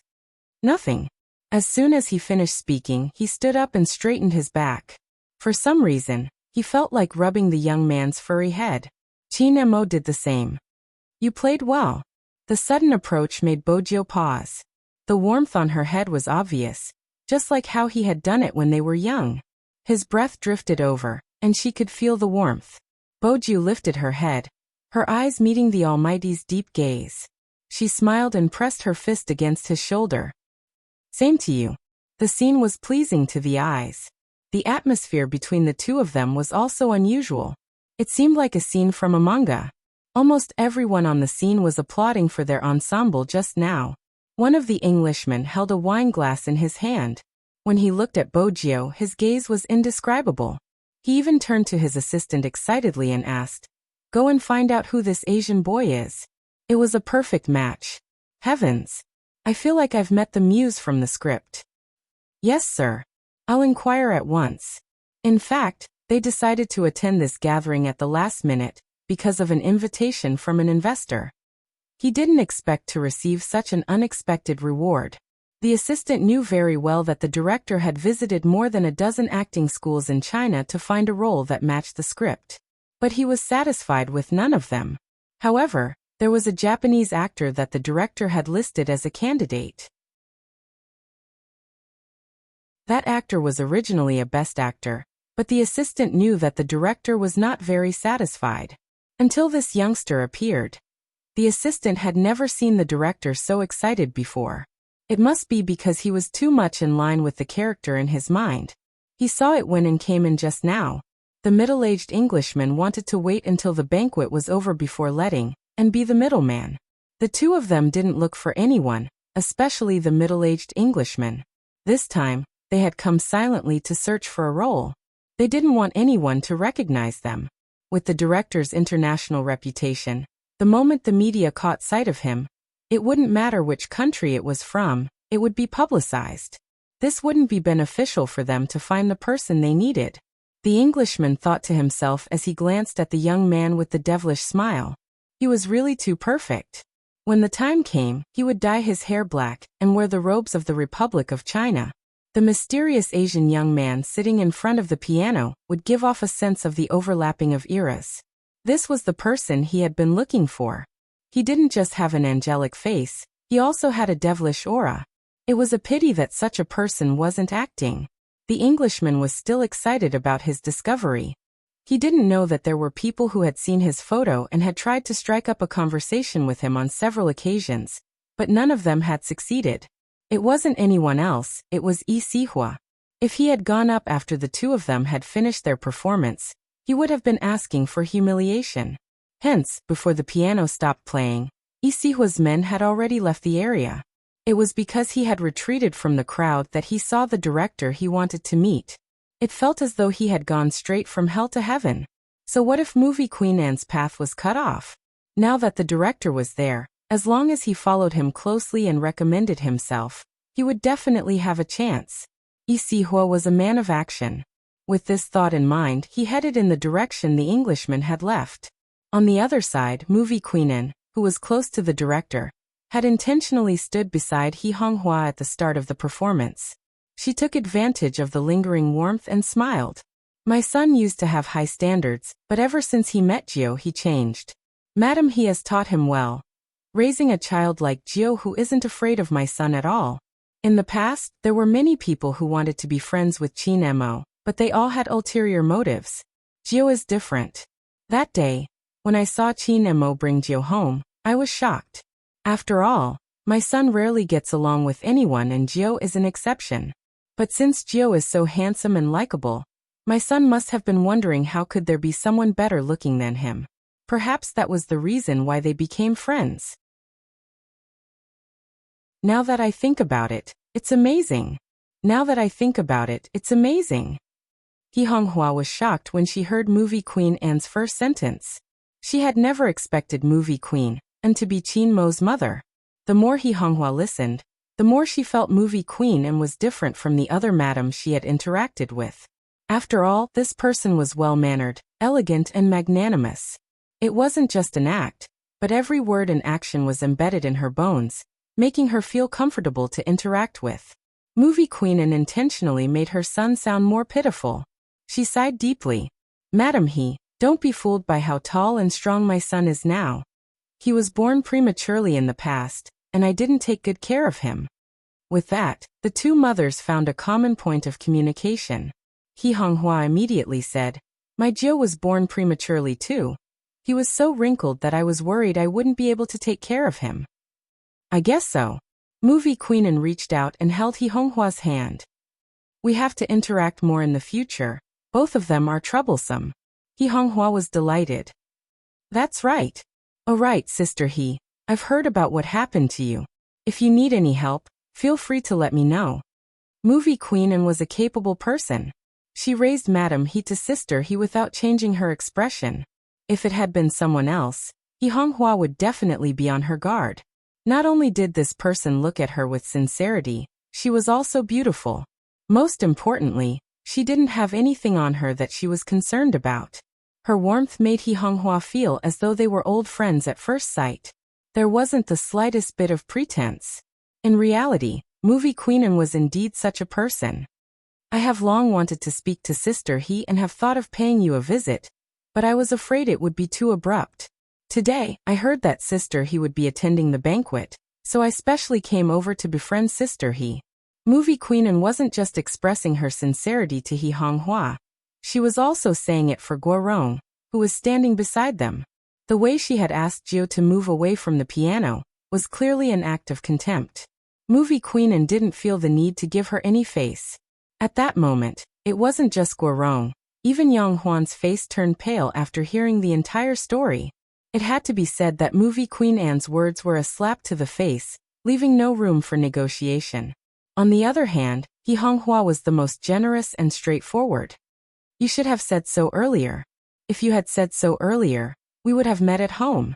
I don't know anything else, but I know how to cook. When you come to my house, Sister He will cook for you. That would be great. I love to eat, but that's the disadvantage of being an actress. There are so many things I want to eat, but I can't eat them immediately. Movie Queen Anne's tone was coquettish.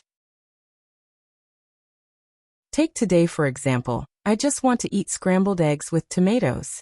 I can't even find that kind of home-cooked taste outside. He Honghua was honest. She immediately replied, "That's easy. If you want to eat, come over tomorrow." "Can we eat tonight?" After movie Queenan asked, she felt that it wasn't polite. "Undisturbing, sister. I'll eat tomorrow." He Honghua couldn't bear to see the beauty in such a state. "It's not disturbing. I just need time to prepare the ingredients. It isn't too late. If you really want to eat, let's go home." "I'll have to trouble sister then." Movie Queenan held He Honghua's hand and smiled. She looked like a helpless little bird. Bojio raised a brow as she walked over. Go home for dinner? What was going on? What was going on? When did her mother and the Almighty's mother become so close? In the time she had been playing the piano, the two of them were already calling each other sisters, completely disregarding her and the Almighty. That was indeed the case. The two of them chatted for a while before deciding on the itinerary. Even though Bojio didn't think it was a good idea to attend such a banquet, she was still a little confused when her mother shoved her into the car so quickly. She glanced sideways at the Almighty, who was sitting beside her. His face was expressionless, handsome and elegant as usual. Was she making a fuss out of nothing? Bojio arched a brow. The four of them sat in movie Queenan's car, a Bentley. Even the chauffeur was an old subordinate of the Qin family. His aura was undoubtedly the most graceful among all the guests. Yang Huan came personally to send them off. In reality, she didn't want movie Queenan to leave, but there was something she had to mention. "Mrs. He, I'm sorry for my negligence. I hope you won't take it to heart." He Honghua knew very well why Yang Huan said that. It was all for the sake of her younger sister, and hence He Honghua didn't reply, merely smiling. People with different principles couldn't make plans together. In the future, she wouldn't attend such banquets and she wouldn't befriend Yang Huan. That was all. It was understandable for Yang Huan to come out since she was acquainted with movie Queenan. But Guorong followed, afraid that her son wouldn't have a chance once movie Queenan left. Without a second thought, she pressed the car window. "Madam, I have a private matter to discuss with you. May I know when you are free?" Guorong's actions weren't polite at all. However, she didn't realize it herself. She emphasized in a self-centered manner, "It's about my son. Please make time, madam." And movie Queenan was perplexed by his words. She smiled. "We aren't close and I don't have the obligation to talk to you about your son. Let's go." Guorong watched as the Bentley was about to leave, fuming. How can she be like that? Her voice drifted into the car. Even movie Queenan wasn't fond of such people. She always believed that everyone in the world should help her, and that it wasn't good if they didn't. As compared to such a two-faced person, her in-law was much better. He spoke his mind and was magnanimous. Even though he was careless, he understood the bigger picture. Movie Queenan felt that there was nothing wrong with her son and Jiu being together, even if the gender wasn't ideal. But there wasn't anything else to pick on. Her in-law was easy to get along with.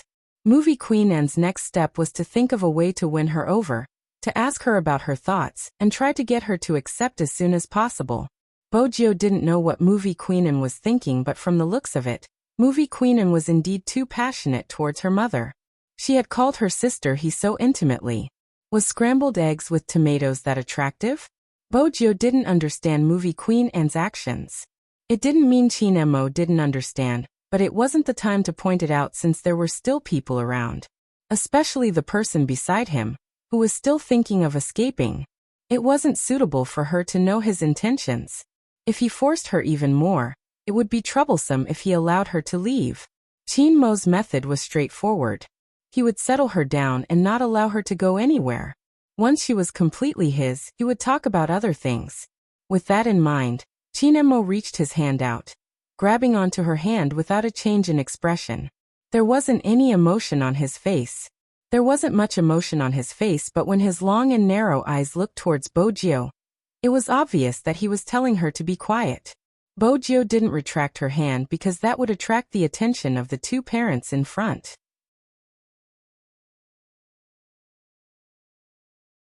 Chapter 933. He Honghua's attention was completely captured by movie Queenan's words. Indeed, she hadn't noticed the commotion in the back seat. Bojio had assumed that the Almighty would let go after holding her hand. She hadn't expected him to hold her hand for the entire journey. Bojio noticed a white cloth wrapped around his slightly cold fingertip. She remembered how the Almighty had helped her even though he was injured. Her fingers touched his. Chinemo was aware of his mother's capabilities and knew that the two in front wouldn't have the time to deal with them. He tilted his handsome face, his voice low. "Don't forget what you promised me." Bojio arched a brow. What did she promise? "My hand can't touch water." Chinemo raised his left hand casually, clearly reminding her. Bojio wanted to say something. Yihanghua turned. "What do you want to eat?" "I'll get Xiaodong to prepare the dishes." "As long as it's auntie's cooking, I'm fine with anything." Chinemo smiled, looking like a noble. Bojio couldn't help grumbling internally. She had never seen anyone as picky as the Almighty. He actually said anything was fine. "I'll get someone to prepare it." Yihanghua had been amazed by the perfect youngster in this world. He was so polite. It wasn't surprising that he was good friends with her Jio. Bojio glanced over, lowering her voice. Bojio glanced over, lowering her voice. "Brother Emo, be careful, there are carrots in my mom's soup." Chinemo glanced at the mischievous youngster, replying slowly. "Indeed, you should be careful." Bojio laughed. Was the Almighty going to admit he was picky? "Auntie." Chinemo glanced up, smiling lightly. "Jio said he doesn't like carrots. Let's not put carrots in the dishes for dinner." "Bojio." Yihanghua stilled, turning towards her Jio. "Why didn't he tell me he doesn't like carrots? I won't put them in the soup this time." No matter what she said, it would only make her seem humble since the Almighty's move was too shameless. Movie Queen and understood her son better. When she heard his words, she glanced at Chinemo, smiling ambiguously. She was a beauty. She knew better than anyone who didn't eat carrots. Movie Queen and hadn't expected her son to pull such a stunt. If it was in the past, he would definitely not say what he liked or didn't like. In fact, he rarely visited anyone's house. Also, did these two people really think that she could not see their little tricks? He had underestimated her too much. The more Movie Queen looked at them, the more she liked them. Especially when Jio was depressed, his silver hair would curl up, and the resentment of the beautiful youth. Chinemo naturally noticed the way the youngster was looking at him. His thin eyelids lifted slightly, his eyes overflowing with a smile. Movie Queen took in his smile. The last bit of unwillingness in her heart disappeared without a trace. She hadn't seen her son smile in such a long time. Probably only Jio could make him like this. He was no longer as rational, and even a little unreasonable. But this was him with flesh and blood. He hoped that the influence of that incident would disappear like smoke in thin air. With that thought, Movie Queen pulled Yihanghua over to talk about shopping. Regardless of the age or status of a woman, when they talked about clothes, they were always the same. It was as though they would never be tired. Bojio waited for the two parents to resume their conversation before glancing in Chinmo's direction. It was a little resentful. In that instant, Chinemo was in a daze again. It was as though the youngster in front of him had become very, very small. Then, she sat on his bed, her pair of lotus root-like short legs swinging back and forth. She was not at ease at all.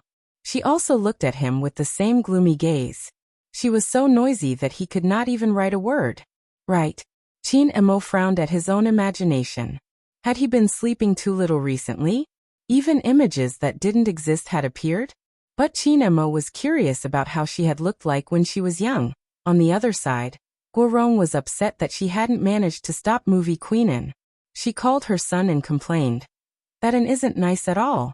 If she hadn't helped you, I wouldn't have ended up like this. Who knew that she wouldn't even bother to look at me when I was already at the car door? What kind of person is she?" Isihua held onto his phone, pushing the crowd aside. "Mom, there's no need to look for her. Guess who I saw just now? It's Director William from The Matrix. With him around, there's no need for me to look for her." Guorong was elated. "That explains why I didn't see you. I've been looking for a chance to talk to Director William and chased after him. That's all for now, Mom. I'm hanging up. Wait for my good news." Isihua was confident that he would catch Director William's eye. After all, he had an Asian feel to him. Moreover, Director William must be here for the casting. If not, an international director wouldn't be so low profile. He was definitely here to recruit newcomers. With that thought, Isihua's eyes lit up. He pushed the receptionist aside and rushed towards the British man. Director William obviously did not expect someone to suddenly appear in front of him. His blue eyes were filled with astonishment. To show his respect, Isihua bowed before exclaiming in English, "Director William, I didn't expect it to be you. I thought I was seeing things. Could you please sign your name for me? I like your movies a lot. The last time I met you was at the film festival, but I don't think you remember me. I seem to be rambling, but you should be able to understand how I feel when I meet my idol. I'm Isihua, an actor." William smiled. "Oh, of course I understand." Isihua's confidence was boosted by his response. Having been educated overseas for so many years, he knew that Europeans loved to recommend themselves. This was a common flaw of the Chinese. As early as last year, he had transferred his nationality overseas and understood their way of thinking. Hence, after Isihua expressed his admiration, he didn't hesitate to state his motive. "I heard that you are looking for a mysterious male actor from the East. I would like to recommend myself to you." William came to a sudden realization. He rubbed his chin and looked Isihua up and down before shaking his head. "You're not bad looking. If it was in the past, I might have considered it. But now, I'm really sorry, I've already found the actor in my heart. If you were at the banquet, you would have seen the silver-haired youngster playing the piano. Be it in terms of looks or aura, he exudes a mysterious aura unique to the East. The smile on his face is devilish but not arrogant. He gives off a humble yet not to be trifled with. He's just like what you Chinese call a noble, like a jade." William said the last 4 words in Chinese, and his pronunciation was a little strange. But that didn't affect the meaning he was trying to convey. The more Isihua listened, the tighter his fists clenched. It was that disgusting nouveau riche. What mysterious aura unique to the East. That was just an act. Isihua never expected that the role he had fought so hard for would be snatched away by that country bumpkin. No way. He wouldn't allow that to happen. Isihua's lips froze. Director William's words were like a slap to his face. He tried his best to force a smile. "Director, you might not know this, but this person isn't an actor and doesn't have any experience in this field. Furthermore, his character." Isihua paused to give Director William some room to imagine. From what he knew, when filming overseas, no matter how good an actor's appearance was, as long as they weren't professional or had poor acting skills, they would be rejected. As expected, when William heard this, he paused. Isihua laughed in his heart and wanted to add more vinegar. Unexpectedly, when William spoke again, he switched to Chinese. Even though he stuttered a little, his meaning was clear. "Mr. E, are you trying to defame that Asian youngster because you feel indignant about losing to him?" Isihua froze and immediately denied it. Of course not. He couldn't let Director William think that way. This was an issue of image. Moreover, Director William was an internationally renowned figure, and he had to be magnanimous in front of him. "I'm just stating the facts. I'm afraid that Director William doesn't understand the situation and might use the wrong person. After all, this person doesn't have a good reputation.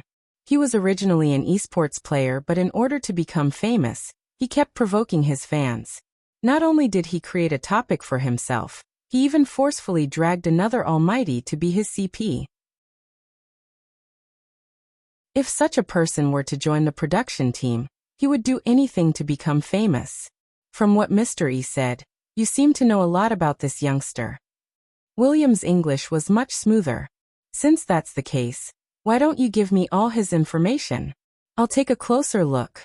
If it's really as Mr. E said, he isn't suitable to act in our movie."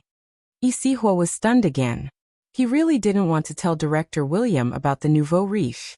He hoped that Director William would never be able to find him. William glanced at the person in front of him, arching a brow. "Mr. E, are you not willing to let me verify it?" Isihua had been in the industry for a long time and wasn't stupid. If he were to reject now, not only would his image be ruined in front of Director William, his words wouldn't be credible at all. He might as well be more generous since there was a lot of negative news about Spadesy online. I do know a little about him, Isihua replied. But I'm not too sure about the details. He is rather famous online. Director Willem, if you are looking for him, you can do a search online. Spadesy is his in-game name, and his mother is from the countryside. It's probably because of this that he does things differently and wants to be famous. William's gaze deepened. Thank you. I'll do some research first before making a decision. Director William, you don't have to be so polite, Isihua replied sincerely. Even if the role doesn't belong to me, I don't wish for it to be played by any random person. This time William didn't reply. At this moment his assistant returned. Isihua knew he had achieved his goal. It was simple. If he couldn't get the role, that country bumpkin wouldn't be able to either. He was just a country bumpkin. What right did he have to steal his limelight time and time again? Isihua sent Director William to the car personally. I'll think about it. This was what Director William said before he left. Isihua waited for the car to drive off before smiling. However, there was still a gush of anger in his chest that could not be released. Who was he to snatch the role from him? Isihua kicked the rubbish bin beside him, his eyes dimming. But it was a blessing in disguise. He had cleverly left Director William's contact details. Perhaps after Director William saw the comments online, he might change his mind and let him take the role. It wasn't impossible. Isihua smiled once more, picking up his phone to make a call. Help me prepare some dirt. No, this time it isn't someone from the industry, nor that web novel author. I don't think they need it anymore. I managed to win over his fans. That web novel author should be in a bad mood. Don't bother with such a small character. It's an esports player, ID Spadesy. Once it's done, we'll go according to the previous arrangement. Alright. The person on the other end of the line had a sharp mouth and monkey cheeks. Who else could it be other than the tall and slender criminal gang? He hung up, lifting his head to smile at the girl operating the computer. One of our chess pieces has his eyes on Spadesy. That's right. The girl smiled. Help him out. The tall and slender man seemed to have other matters to attend to. The crime squad. Don't worry. They won't be able to find anything. The girl tapped her fingers on the keyboard. The new psychologist has already taken over the investigation with the help of the higher-ups. No one will be able to stop us. How's your discussion with Rao Rong? The tall and slender man laughed sarcastically. He seems a little conflicted. He's still so naive. That's all. He wants to walk his own path. Even if he can't play in the professional league anymore, the mention of his father will calm him down.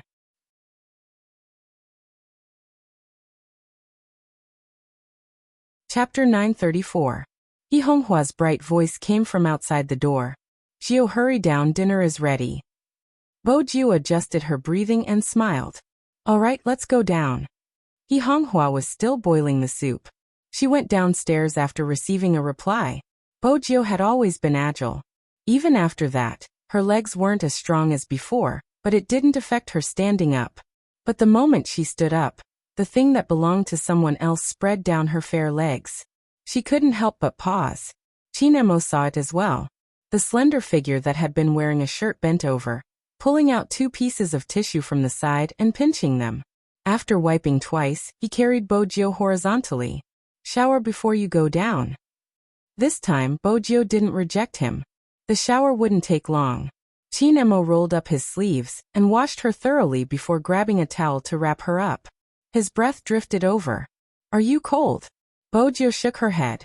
Water was still dripping from her silver hair. The Almighty's actions weren't gentle at all. He had probably thrown her under the shower and carried her back. In that instant, she was reminded of the scene where the Almighty had thrown Princess into the bathtub. It was basically the same. She still had to apply the medicine. Bo Jiu took the opportunity while the Almighty was buttoning her shirt with one hand to apply the medicine and wrap the bandage. But this indeed proved that the Almighty's hand couldn't touch water. Just now, the Almighty had only had one hand in the water. The shirt and pants from before couldn't be worn anymore. Bo Jiu changed into her home clothes. Her hair was half-dried, the fluffy hair making her look younger. Chinemo glanced at her and had another hallucination. He had seen her in this state often in the past, sitting on the bed fluffy and misbehaving after being scooped out of the water. It was a miniature version of her. Chinemo reminded himself once more that a certain someone wasn't a princess, and he couldn't raise her like a pet. Even though he wanted to shrink a certain someone and stuff her into his pocket, so that he could bring her wherever he went. But that wasn't realistic. They walked down the stairs one after another. In the end, it was still speed. It took less than half an hour. The dishes were already on the table. 8 home-cooked dishes and a soup looked very delicious. Probably every parent would take out their child's childhood photo album when they were a guest. Yi Honghua was no exception. Before the age of 2, Jiu needed to hide her gender so she didn't have many photos. Ever since he was 2 years old, he had been getting more and more. Yi Honghua pointed to one of the photos and said, "This is the photo before she was sent to kindergarten. She was crying miserably." Cute. Movie Queen was undoubtedly fond of children, especially since they were so adorable. She couldn't bear to part with them, forgetting about the dishes on the table. It was Yi Honghua who noticed the 2 people coming down. She smiled and said, "Sit down and eat. Why is your hair still wet?" The question was directed at Bojiu and she replied naturally, "I took a shower." Yi Honghua did not suspect anything. Movie Queen lifted her lids and glanced in their direction. Her focus was on her son. How reckless.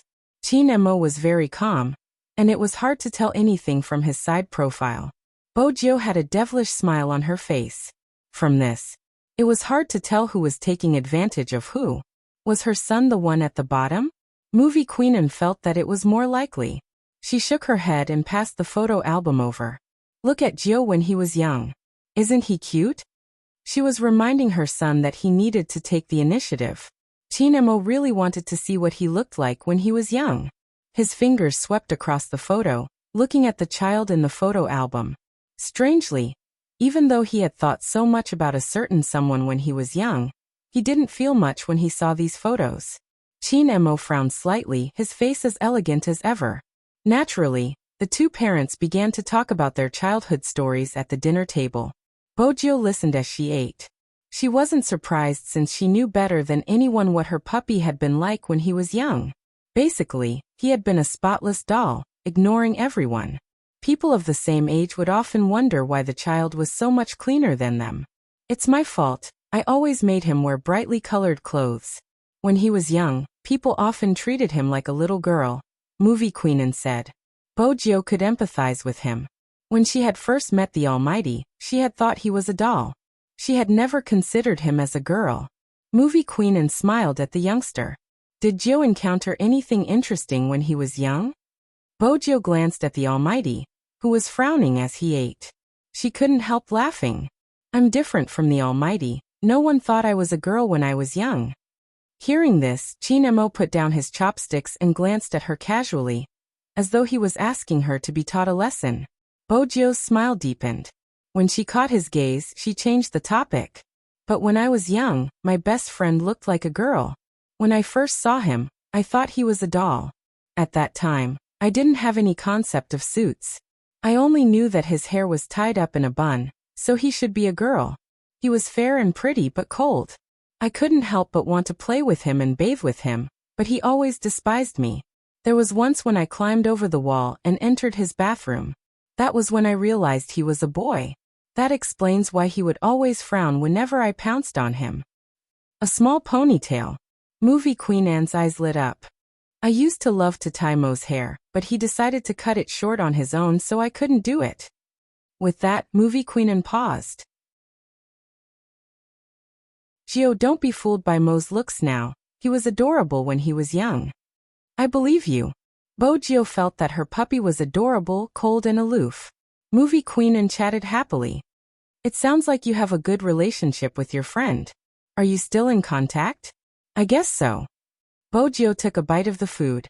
Movie Queen glanced at her son. "That means they are childhood sweethearts." MMH. The youngster didn't deny it, even agreeing readily. When Chinemo heard the word MMH, he lowered his raised hand. He didn't like the term childhood sweethearts because it implied a part of someone's life that he had never been a part of. Besides, they were still in contact.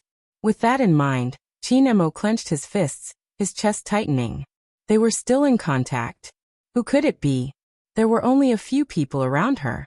Unknowingly, the first name that popped into Chin-mo's mind was Hoshino. He didn't like such speculation. But everything that had happened in the past was right in front of him, including her reaction when she saw Hoshino.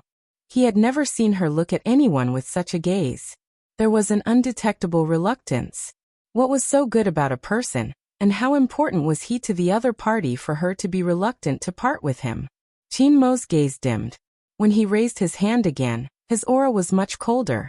It was as though a bucket of water had been poured over him. Even his breathing was chilly. Was that why she always wanted to escape? Chin-mo's chest tightened, and even the line of his jaw stiffened. Bojio sat beside Chin-mo. When she glanced over, she saw Chin-mo's expression. Was the Almighty in a bad mood again? Why? Was it because of what they had said in the room? That wasn't a suitable time to reply. But even if she could reply, how could she? Once the Almighty found out that she was Z, he would definitely feel that she had lied to him. But she was the one who had been hiding this matter. Even if the day came when everything was revealed, she would still be prepared. What she got in return was his resistance. She was also prepared. She didn't want to see his deep eyes filled with disgust. She would rather reduce the source of his disgust. Bojio paused. She picked up a piece of beef and placed it on the Almighty's plate. She remembered that beef was one of the few foods the Almighty liked. When he saw the piece of meat on the plate, the coldness in Chin-mo's eyes dissipated. He Honghua broke into a smile. Chin-mo likes beef? Eat more. With that, she picked up a piece of meat and placed it over. Bojio watched as the Almighty stilled. His etiquette wasn't bad. It didn't make He Honghua unhappy. But when he lowered his head, he used his chopsticks to push the rest of the beef forward. Then he picked up the piece she had picked up and placed it in his mouth. It was probably because of the slight frown on his face, which made him look extremely serious. His seriousness reminded her of the times when they were young.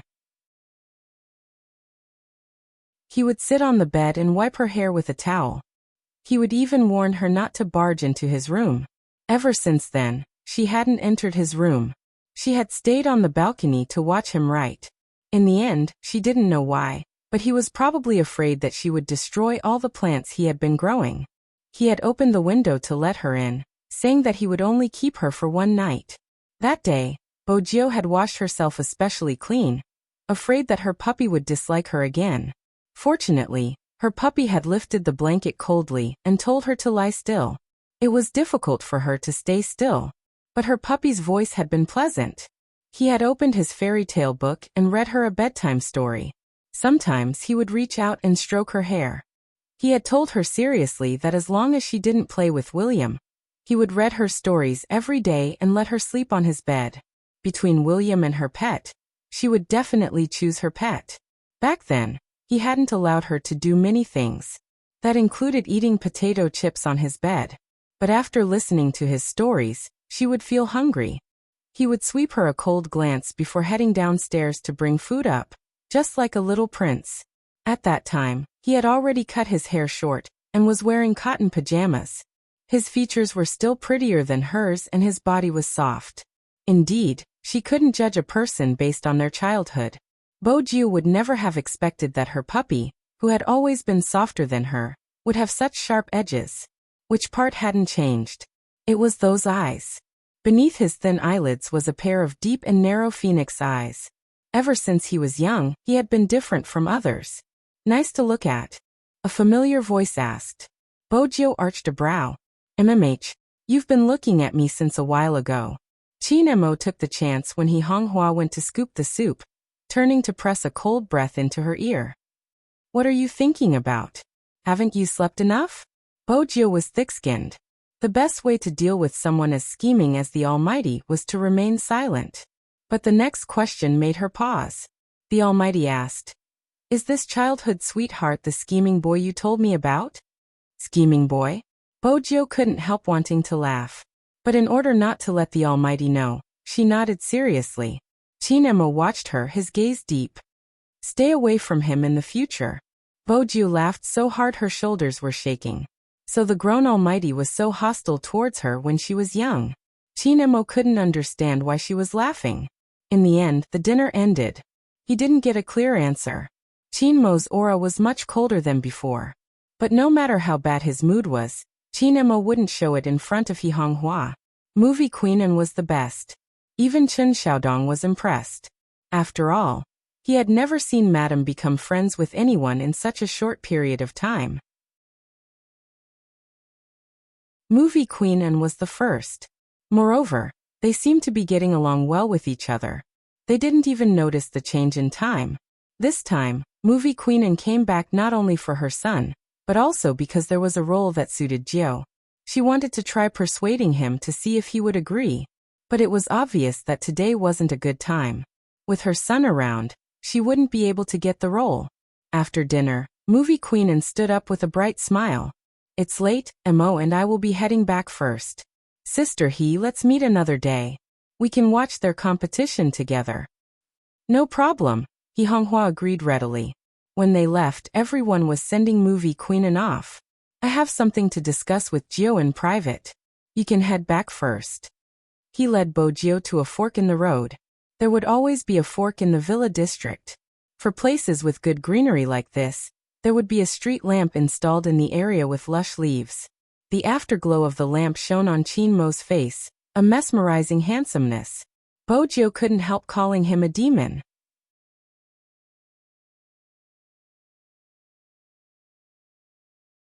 Chapter 935. What day was it? Bo Jiu was confused. It shouldn't be the Almighty's birthday. Since it wasn't his birthday, what other day could it be? Chinemo glanced at the confusion in her eyes.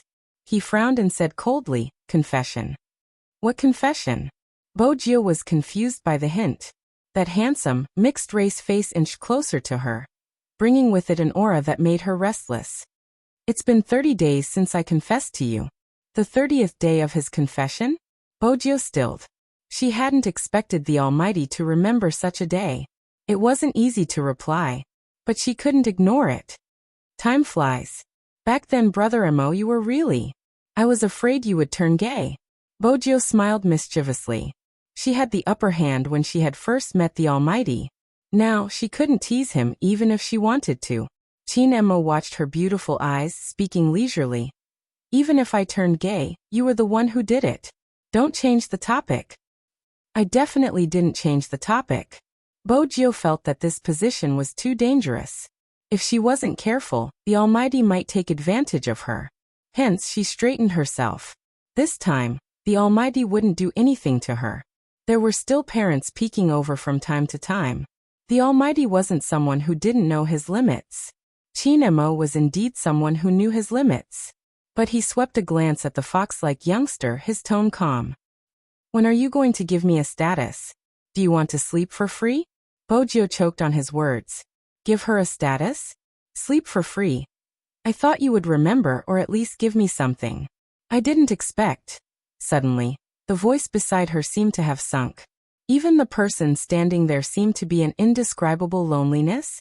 For some reason, Bo Jiu recalled Movie Queen Anne's words. Ever since they were young, the Almighty rarely received gifts. He wouldn't even look at the gifts at his birthday banquets. She had assumed that someone like the Almighty would be likable. For example, she liked him. Back then, she had even given him a gift. But in reality, after they had separated, she wasn't sure how he had grown up. Movie Queenan said that he had a cold personality. Even if it was his birthday, he wasn't interested in the gifts from his elders. It was probably because the Almighty was too smart that he was able to see the pros and cons of the upper class clearly. In other words, he knew very well that the gifts given to him had all sorts of motives. 30 days? She didn't say anything. Thinking about it this way, she was indeed quite a scumbag. A domineering CEO could not treat his pet like this. At the very least, he couldn't be so useless. Bo Jiu replied guiltily. Actually, I've prepared for it. I just didn't remember the date. Oh. Chinemo stuffed a hand into his pocket and raised his head. His deep gaze made Bo Jiu's eyes wander unconsciously. Chinemo arched a brow. What did you prepare? Bo Jiu knew the Almighty could tell she was lying and was about to confess. At this moment, Chinemo spoke again. Give it to me tomorrow. Was he giving her time to prepare? Bojio understood the Almighty's intentions and nodded. All right. She couldn't really become a piece of trash. I'm really curious what you are going to give me. Chinemo spoke slowly. I don't think you are going to just buy something to deal with me. Bojio. The Almighty's words completely blocked her way to buy something. Was it really unintentional? Chinemo watched the youngster's depressed expression, and his mood improved slightly. In the end, he couldn't help it. He turned around and reached out to pinch her face. You seem to be in a difficult position. Bojio feigned ignorance. It's not difficult. Chinemo laughed. Is that so? See you tomorrow. All right, Bojio replied, reaching out to touch her face that had been pinched. Coaxing the Almighty was a battle of wits and courage. She also had to know how to step down. Chinemo walked forward, occasionally turning back to glance at the dignified person behind him. The corners of his lips lifted silently. Chun Xiaodong, who had been watching from the side, was in a dilemma. After all, there was a distance between them. It wasn't possible for him to hear the conversation between young master and young master Qin. But in front of the two madams, he would have to restrain himself. Most importantly, he couldn't let the goddess notice anything. Chun Xiaodong glanced in Movie Queen Anne's direction guiltily. Movie Queen Anne's expression didn't change. She probably didn't think of young master and young master Qin in that direction. Chun Xiaodong didn't know that his conjecture was completely wrong. Movie Queen Anne watched as the two of them walked over from afar. These two kids are really something. They even have to whisper things. Isn't that so? He Honghua had been suspicious at first, but after hearing Movie Queen Anne's words, she felt relieved. Their relationship was probably too good. But she had to find some time to talk to Jiao. She didn't have to worry too much when she was interacting with an upright kid like Chinemo. She still had to maintain a distance with other boys. Even though she was dressed as a boy, her Jiao was still a girl in her heart. Yi Honghua was still waiting. She was waiting for everything to settle down. When the time was right, she would let her Jiao dress as a girl again. That day should be arriving soon. Yi Honghua thought about it.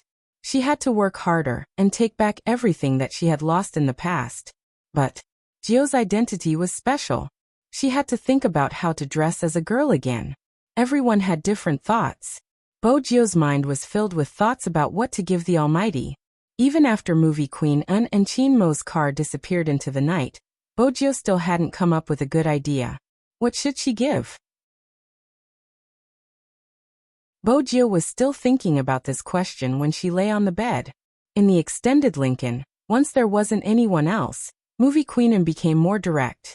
You were jealous when we talked about Jio's childhood sweetheart, weren't you? No. Chinemo held on to the mineral water bottle, tilting his head to take a sip. From the side of his face, there weren't any signs of jealousy. But there was one thing. Why don't I remember tying my hair when I was young? Movie Queen Anne shifted her gaze subconsciously. She looked out of the car window, her voice muffled. You were still young then. You couldn't remember. Is that so? Chinemo didn't dwell on this question. Instead, he turned on his phone and searched for a certain someone's profile picture on WeChat. He typed a few words over. Don't forget to bring your present tomorrow.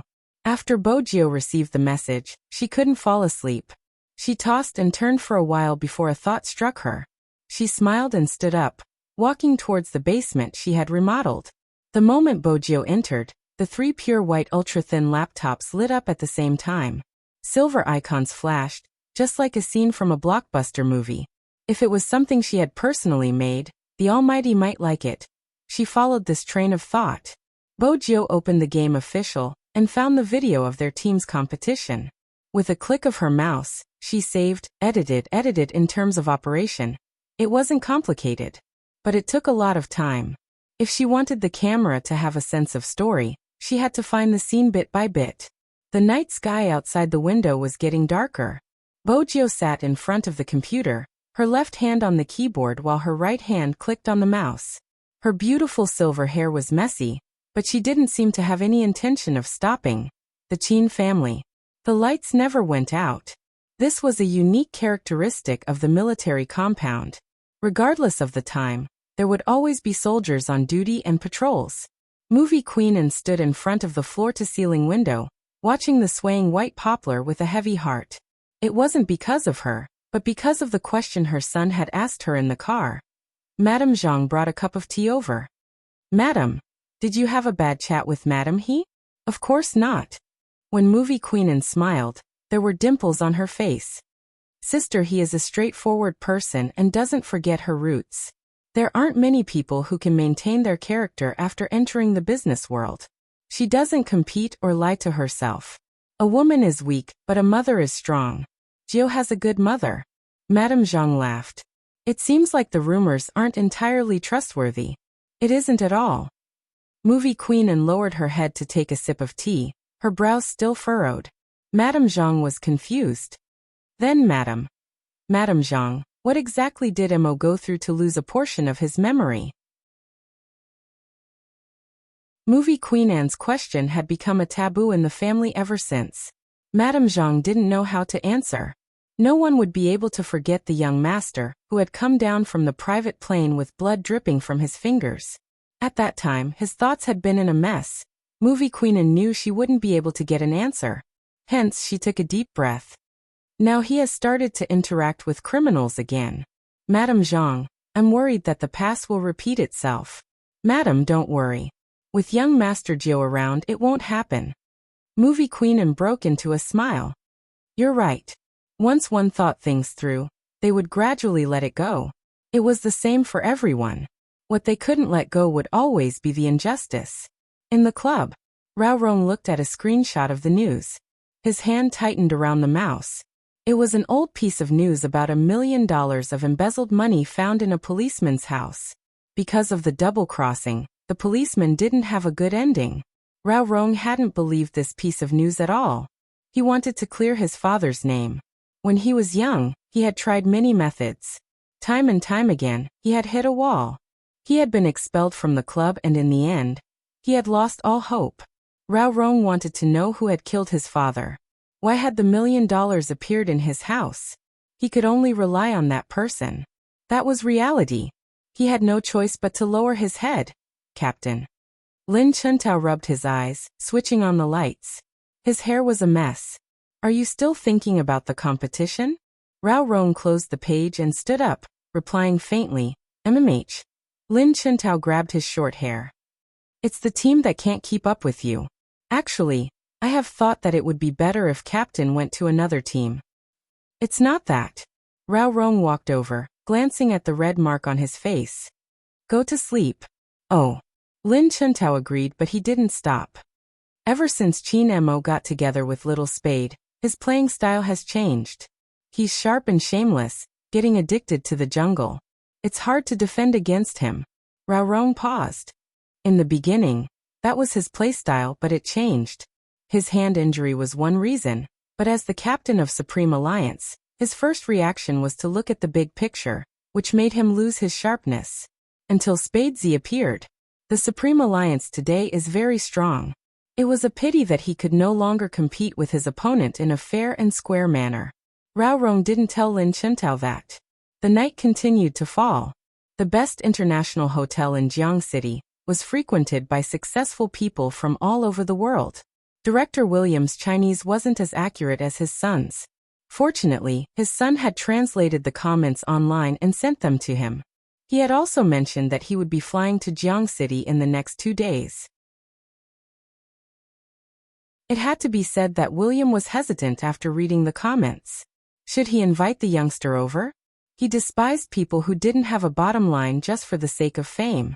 But this Chinese boy Jiu fit the image in his heart. It would be a pity to give him up. But as a director, he had to consider all aspects of the crew. It would be better to leave him aside and see if he could find anyone else in China. William looked at the comments on the internet again, shook his head, and turned off the computer regretfully. At this moment, Bo Jiu was still in front of the computer, working on something. Her eyelids were heavy. She took 2 sips from a bottle of mineral water before continuing. It was almost daybreak. Bo Jiu stood up, pressing onto her neck. She glanced down at her watch, preparing to search for the last bit of material on Weibo. Unexpectedly, She received a private message from Sister Turtle. I have a presumptuous request. I would like you to help my friend. The next match will be against the Xiangnan team. I know you're busy, but I've thought about this for a long time. Only you can help my friend. That was the first message. The second message was long.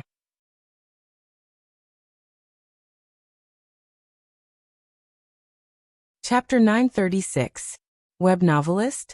Bojio's first reaction was that the thorn-head youngster had told her about the female sorcerer, who was planning to buy trending searches to deal with a certain web novelist. She moved her mouse. There were more words. I don't know how to persuade her.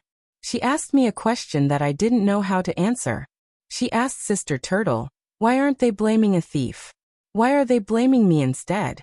Is it wrong for me to focus on my writing? Is it wrong for me to protect my rights? I know it's not wrong, but I can't explain those comments to her. Those comments that she's creating hype. The perpetrator claimed to be a true fan and started writing a fanfic.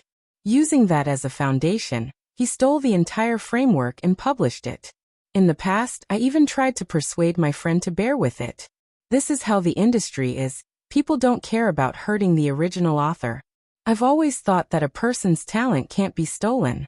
But today, I realized that I was wrong. I didn't protect her well.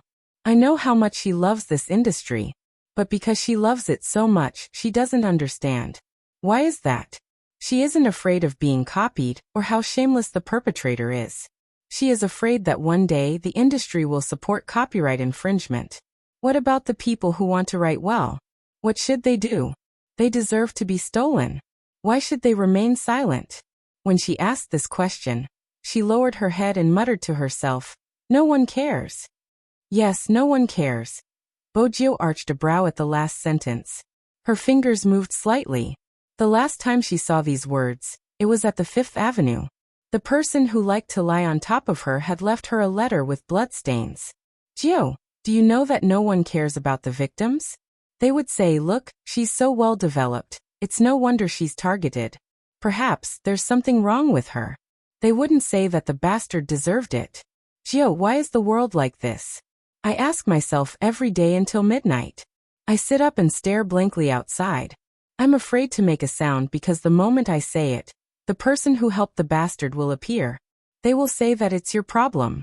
No one cares that you're already covered in blood when you make a sound. Yes, no one cares." Bojio shut her eyes and opened them again. It was as if he could still see the last sentence before his eyes. "I'm so happy that there's still someone in this world who cares. Gio no Z, you mustn't become completely black in the future." Bojio tightened her fingers. When she looked at the screen again, her gaze had changed.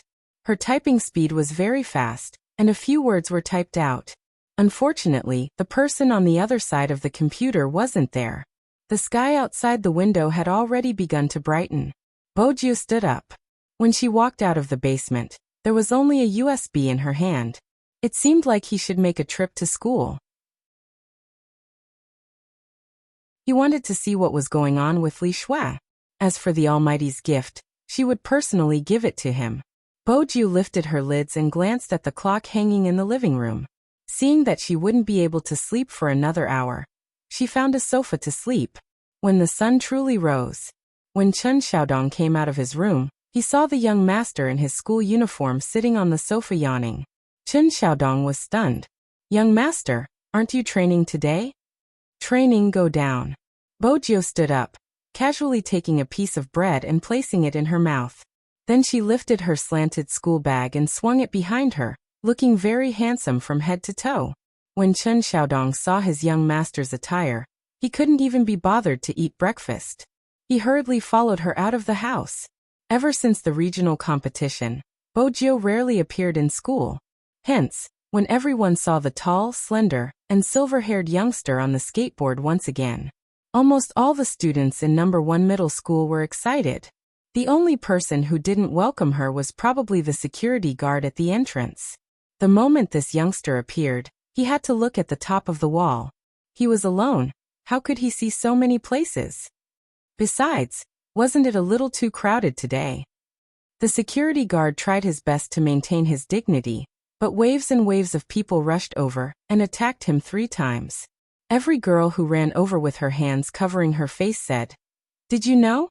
His Highness Joe came to school today." "Really? Where is he? Where is my almighty? Please, that's my hubby." "Stop arguing. Isn't the National League Finals about to begin? Why does His Highness Joe have the time to come to school? Who cares about him?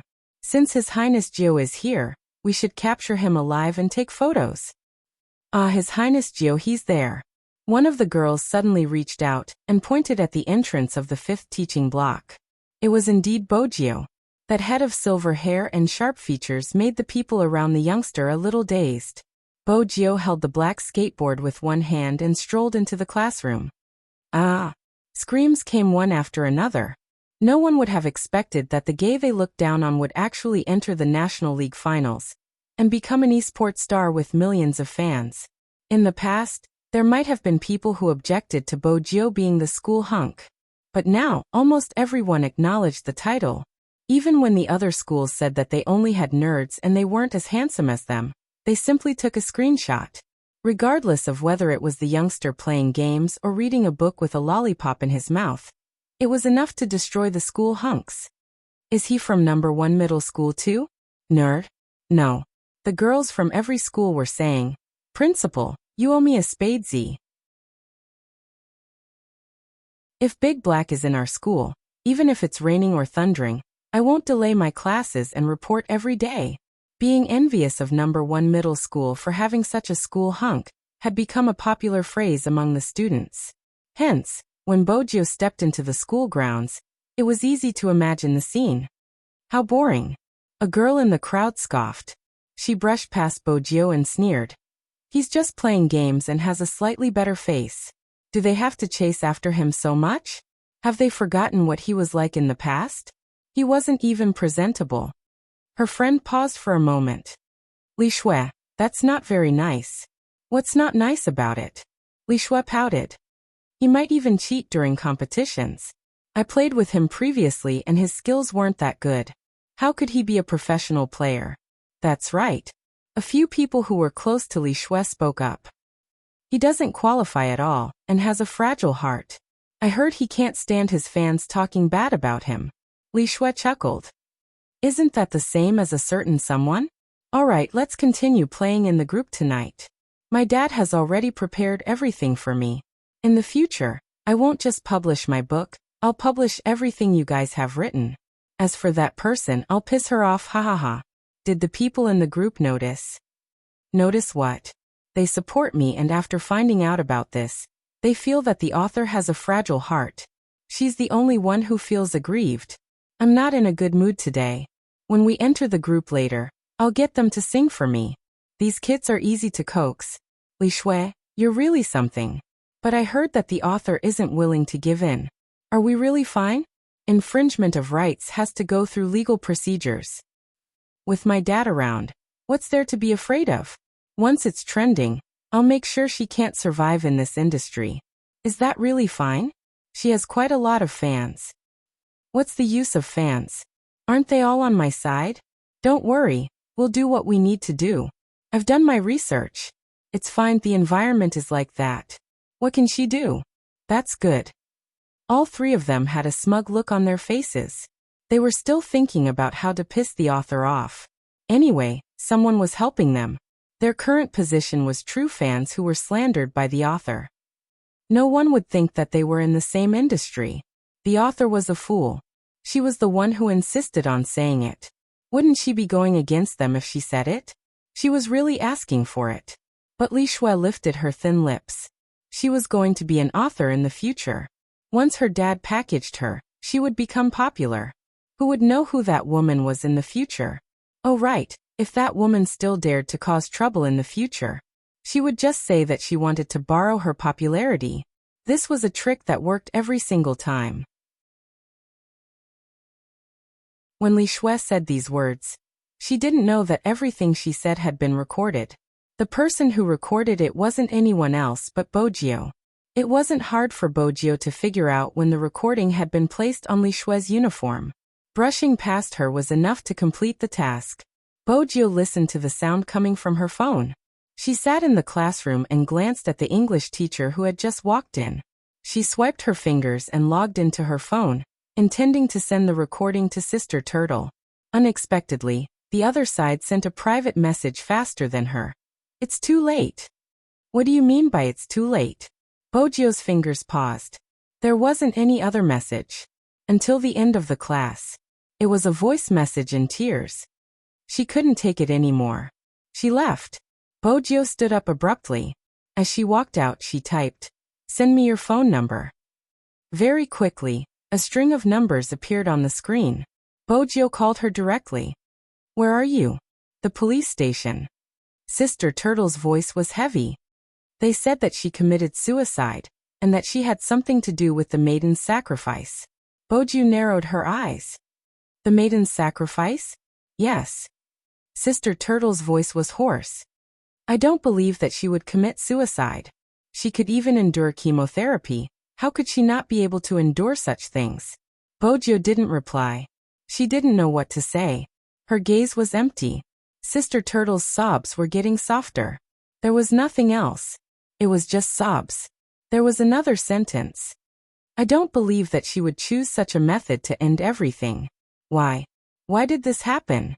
In the past, when Bojio had hugged the corpse, she had asked herself the same question. How terrible had it been? Why had it ended in such a manner? Wasn't this world worthy of her nostalgia? Even if it was just a little? After that, Bojio had gone to see a psychologist. The psychologist smoked a cigarette and said, "It's probably because she was too desperate." Bojio looked at her phone. Even at this moment, someone had left a comment under the author's post. "Are you the only one who feels aggrieved? Is there nothing else to write? Even if she really infringed on your copyright, you shouldn't have done this." Bojio shut her eyes. For a moment, she wondered why she was still so useless after so many years. Why had she allowed such a thing to happen in front of her? She hadn't been able to stop it at all. Why hadn't she become completely black? She could have lived happily like those people. That was Bojio's truest thought. Even if you were black, I would rather you be alive.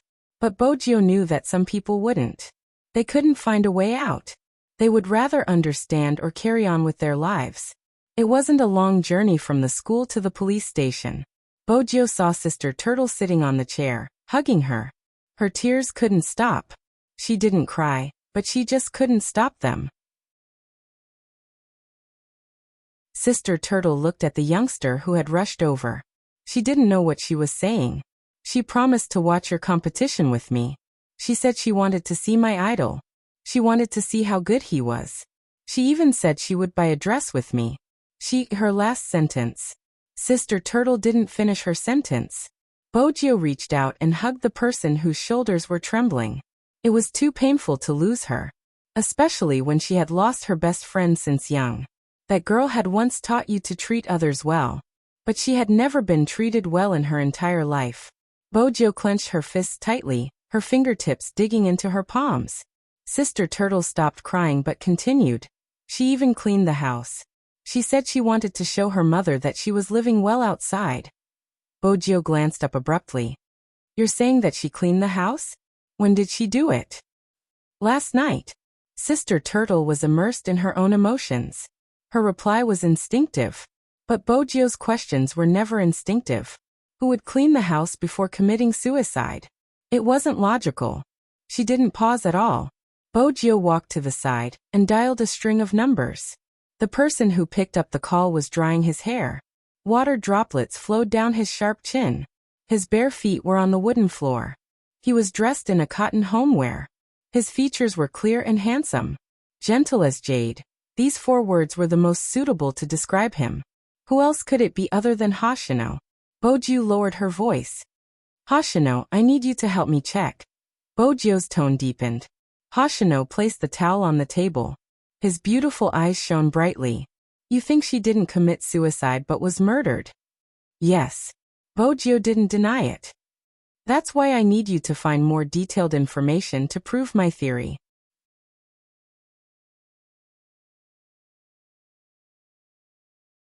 Chapter 937. While Bojio had been speaking, Hoshino had already turned on the laptop screen.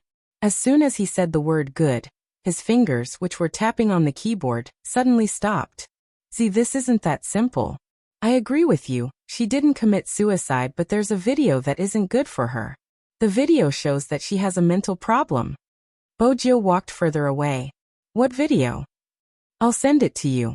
As Hoshino spoke, he glanced at the comment below and added, "Do you have something in your hands now?" Bojo replied. "The recording of the perpetrator." "Don't send it." Hoshino's voice softened. Bojo frowned. "What did you find out?" "The perpetrator wants everyone to think that it was a suicide because the author couldn't stand the copyright infringement and chose to end her life in such a manner." Hoshino placed the mouse down and glanced up. The perpetrator recorded her actions before her death. Their motive is clear. If you send the evidence, the perpetrator will escape. If you don't send the evidence, she will still be in pain until her death because the person who destroyed her faith and stole from her is still on the loose. Hoshino glanced at the drifting clouds outside the window. "Someone just wants to shut your mouth. Z. What are you going to do?" "I won't let either of them off." In that instant, Bojo's gaze was dark and extremely cold. Hoshino chuckled and reached out to tap the mouse. "Alright, there's a problem with the video. It isn't because of the production, but because of the unusual reaction of the victim. Someone said that her reaction proved that she had lost her mind. After entering the elevator, she pressed the floor she was on. Then, she suddenly changed and pressed the number 2. She peeked out and glanced out of the elevator with wariness in her eyes. She did this twice as though she was checking for safety. After that, she returned to the elevator and disappeared from the surveillance. When she reappeared, she was sitting in front of her computer. After reading the comments that supported the perpetrator, she hugged herself in depression. Then, she seemed to really want to commit suicide. She picked up a bottle of medicine and drank at least 5 pills with her back facing the computer. Finally, she looked into the camera with a pained expression. The video ended at this point. There's one thing worth noting. No one would call their mother before committing suicide. But this person did. Even though she didn't speak much and wasn't in a good mood, it didn't seem like something a suicidal person would do. Of course, she could have been forcing herself. Then, she fell asleep and slept until the video was released, and the corpse was discovered. Bojo's eyes dimmed. "You're saying that the video was released before the corpse was discovered?" "Yes." Hoshino hit the enter key. She first posted a message on the internet, and then started the live broadcast. When the police found her, it was already too late. Hence, to prove that she didn't commit suicide, we have to solve this mystery. Since she didn't commit suicide, why was there a live broadcast? With that, Hoshino stood up. "We need that person to explain.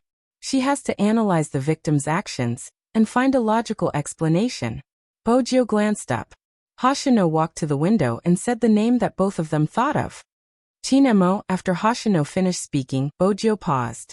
Bojo paused for a moment, not because of anything else, but because of the tall figure that appeared in front of her. The man was wearing a black trench coat with a white shirt underneath. His slender fingers held a slender cigarette as he looked at her. This kind of attire only made him look more elegant and handsome. The Almighty! Bojo's eyes lit up. Chinemo walked over, reaching out to pat her head. "Who are you calling?" He probably hadn't heard the contents of her conversation. "A friend," Bojo replied as she listened to the busy tone. Hoshino hung up just in time. Chinemo glanced at the youngster's hand. It was an anonymous number. Bojo didn't want the Almighty to be interested in her conversation. Hence, she went straight to the point. "Brother Emo, I have a video for you to watch." With that, she tapped on her phone. When she searched, she realized that the video had been blocked. It was a normal measure to maintain order. Such a video wasn't suitable to stay online for long. "If you're referring to the video regarding the online writer, I've seen it." Chinemo lifted her chin, his deep gaze looking into her eyes. "Tell me your suspicions." Bojo replied softly. "I don't think she committed suicide, but there are many things that I can't understand." "Let's go take a look at the scene." Chinemo didn't deny her words. Bojo nodded, leaving the Almighty to wait.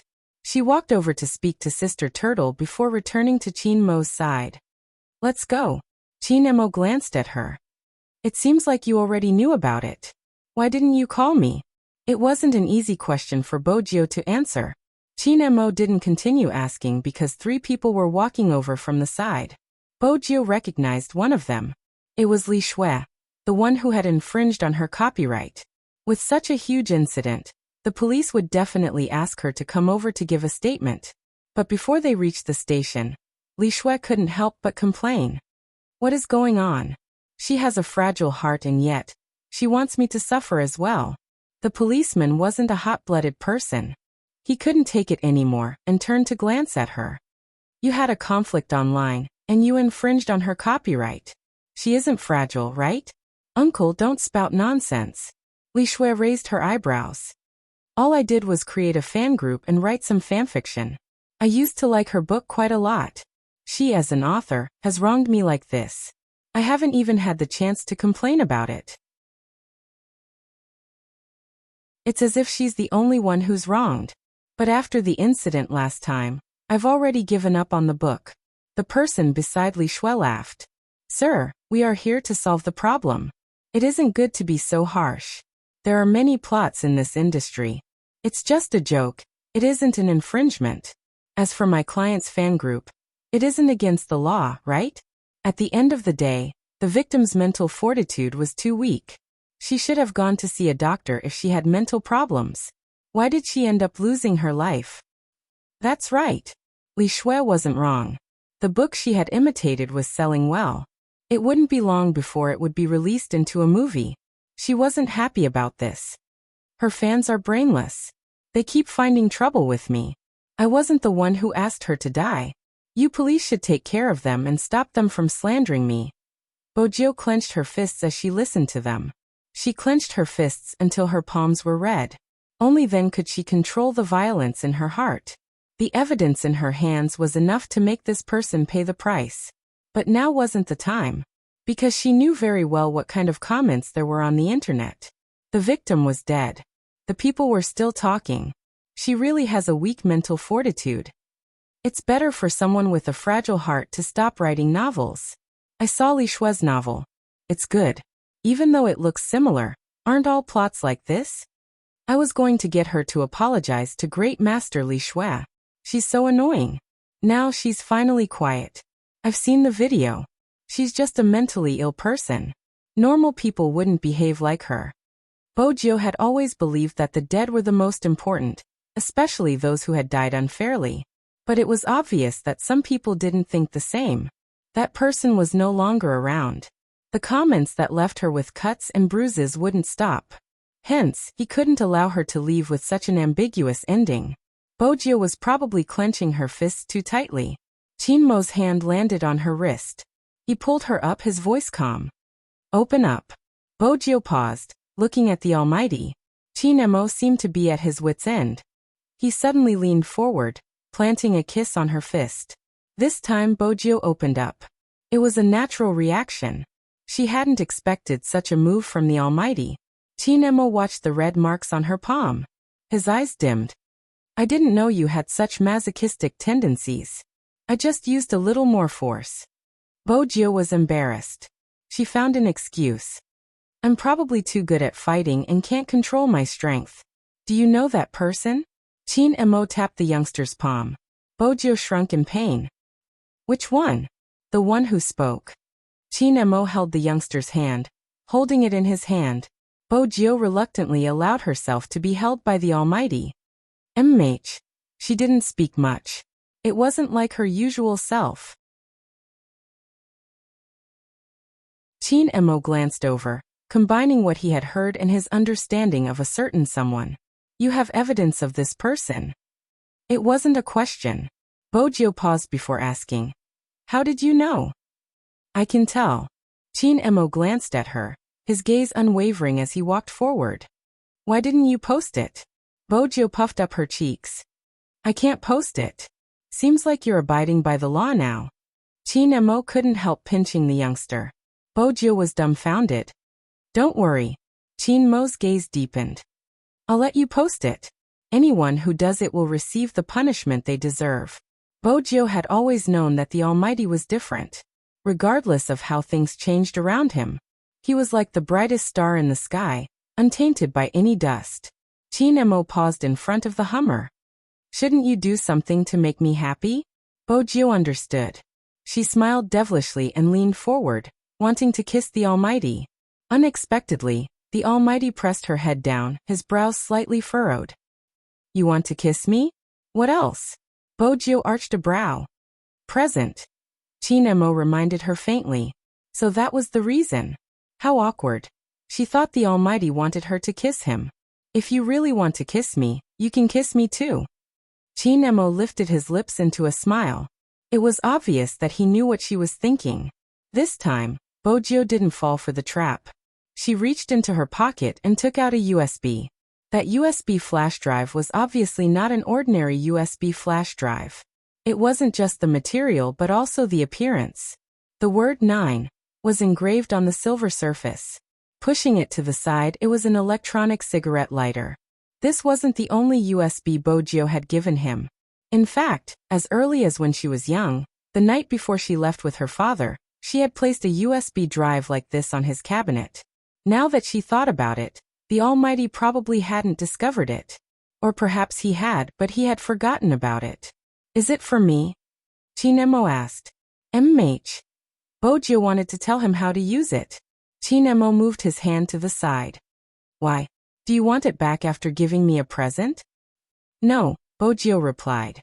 Other than the cigarette lighter, there's a second present inside. You can read it by inserting it into the laptop. Chinemo smiled. It was a rare smile. It was like the sunlight shining through a bottle of mineral water. It was clean and beautiful. Bojio watched his smile, her heart skipping a beat. Hence, when Chinemo kissed her, her fingers didn't react. It was a light kiss, as though he was eating a mint candy, slightly cold and sweet. She finally understood how those overbearing CEOs felt when they bought things for their mistresses. $1,000 for a beauty's smile. That was probably it. But ever since they had boarded the car, the Almighty hadn't glanced at her. One of his hands was holding hers while the other was playing with the USB lighter. He must be in a good mood. Bojio's good mood was contagious, the viciousness in her chest dissipating. When the Hummer stopped in a small area, the Almighty held her hand and entered the elevator, pressing the floor of the deceased. But very quickly, he pressed the number 2 and walked out of the elevator. He glanced left and right before walking back. Bojio glanced up. The Almighty was recreating the scene himself. Chinemo watched her, his voice calm. Many people think that her actions are a reflection of her mental state. Actually, that isn't the case. Bojio finished his sentence. Chinemo pressed the button to close the elevator 4 times. What do you think is wrong with my actions? Panic. Bojio paused. She's afraid. A normal person wouldn't press the elevator button in such a manner. Chinemo watched as the elevator doors opened and walked out. That's right, she was afraid. When she entered the elevator, she pressed the number 2 so quickly, which means she sensed danger. The only explanation I can think of is that she suspected someone was following her. That's why she acted that way. But there wasn't anyone else in the video. You're tuning in to the Lee May's Sword of Destiny YouTube channel. We're so grateful for your support, and don't forget to subscribe to join us on this incredible journey through captivating stories. Your generosity through donations truly makes a world of difference, as it's the primary source of revenue that allows me to expand and enhance this channel for you. Thank you from the bottom of my heart for being a part of this adventure.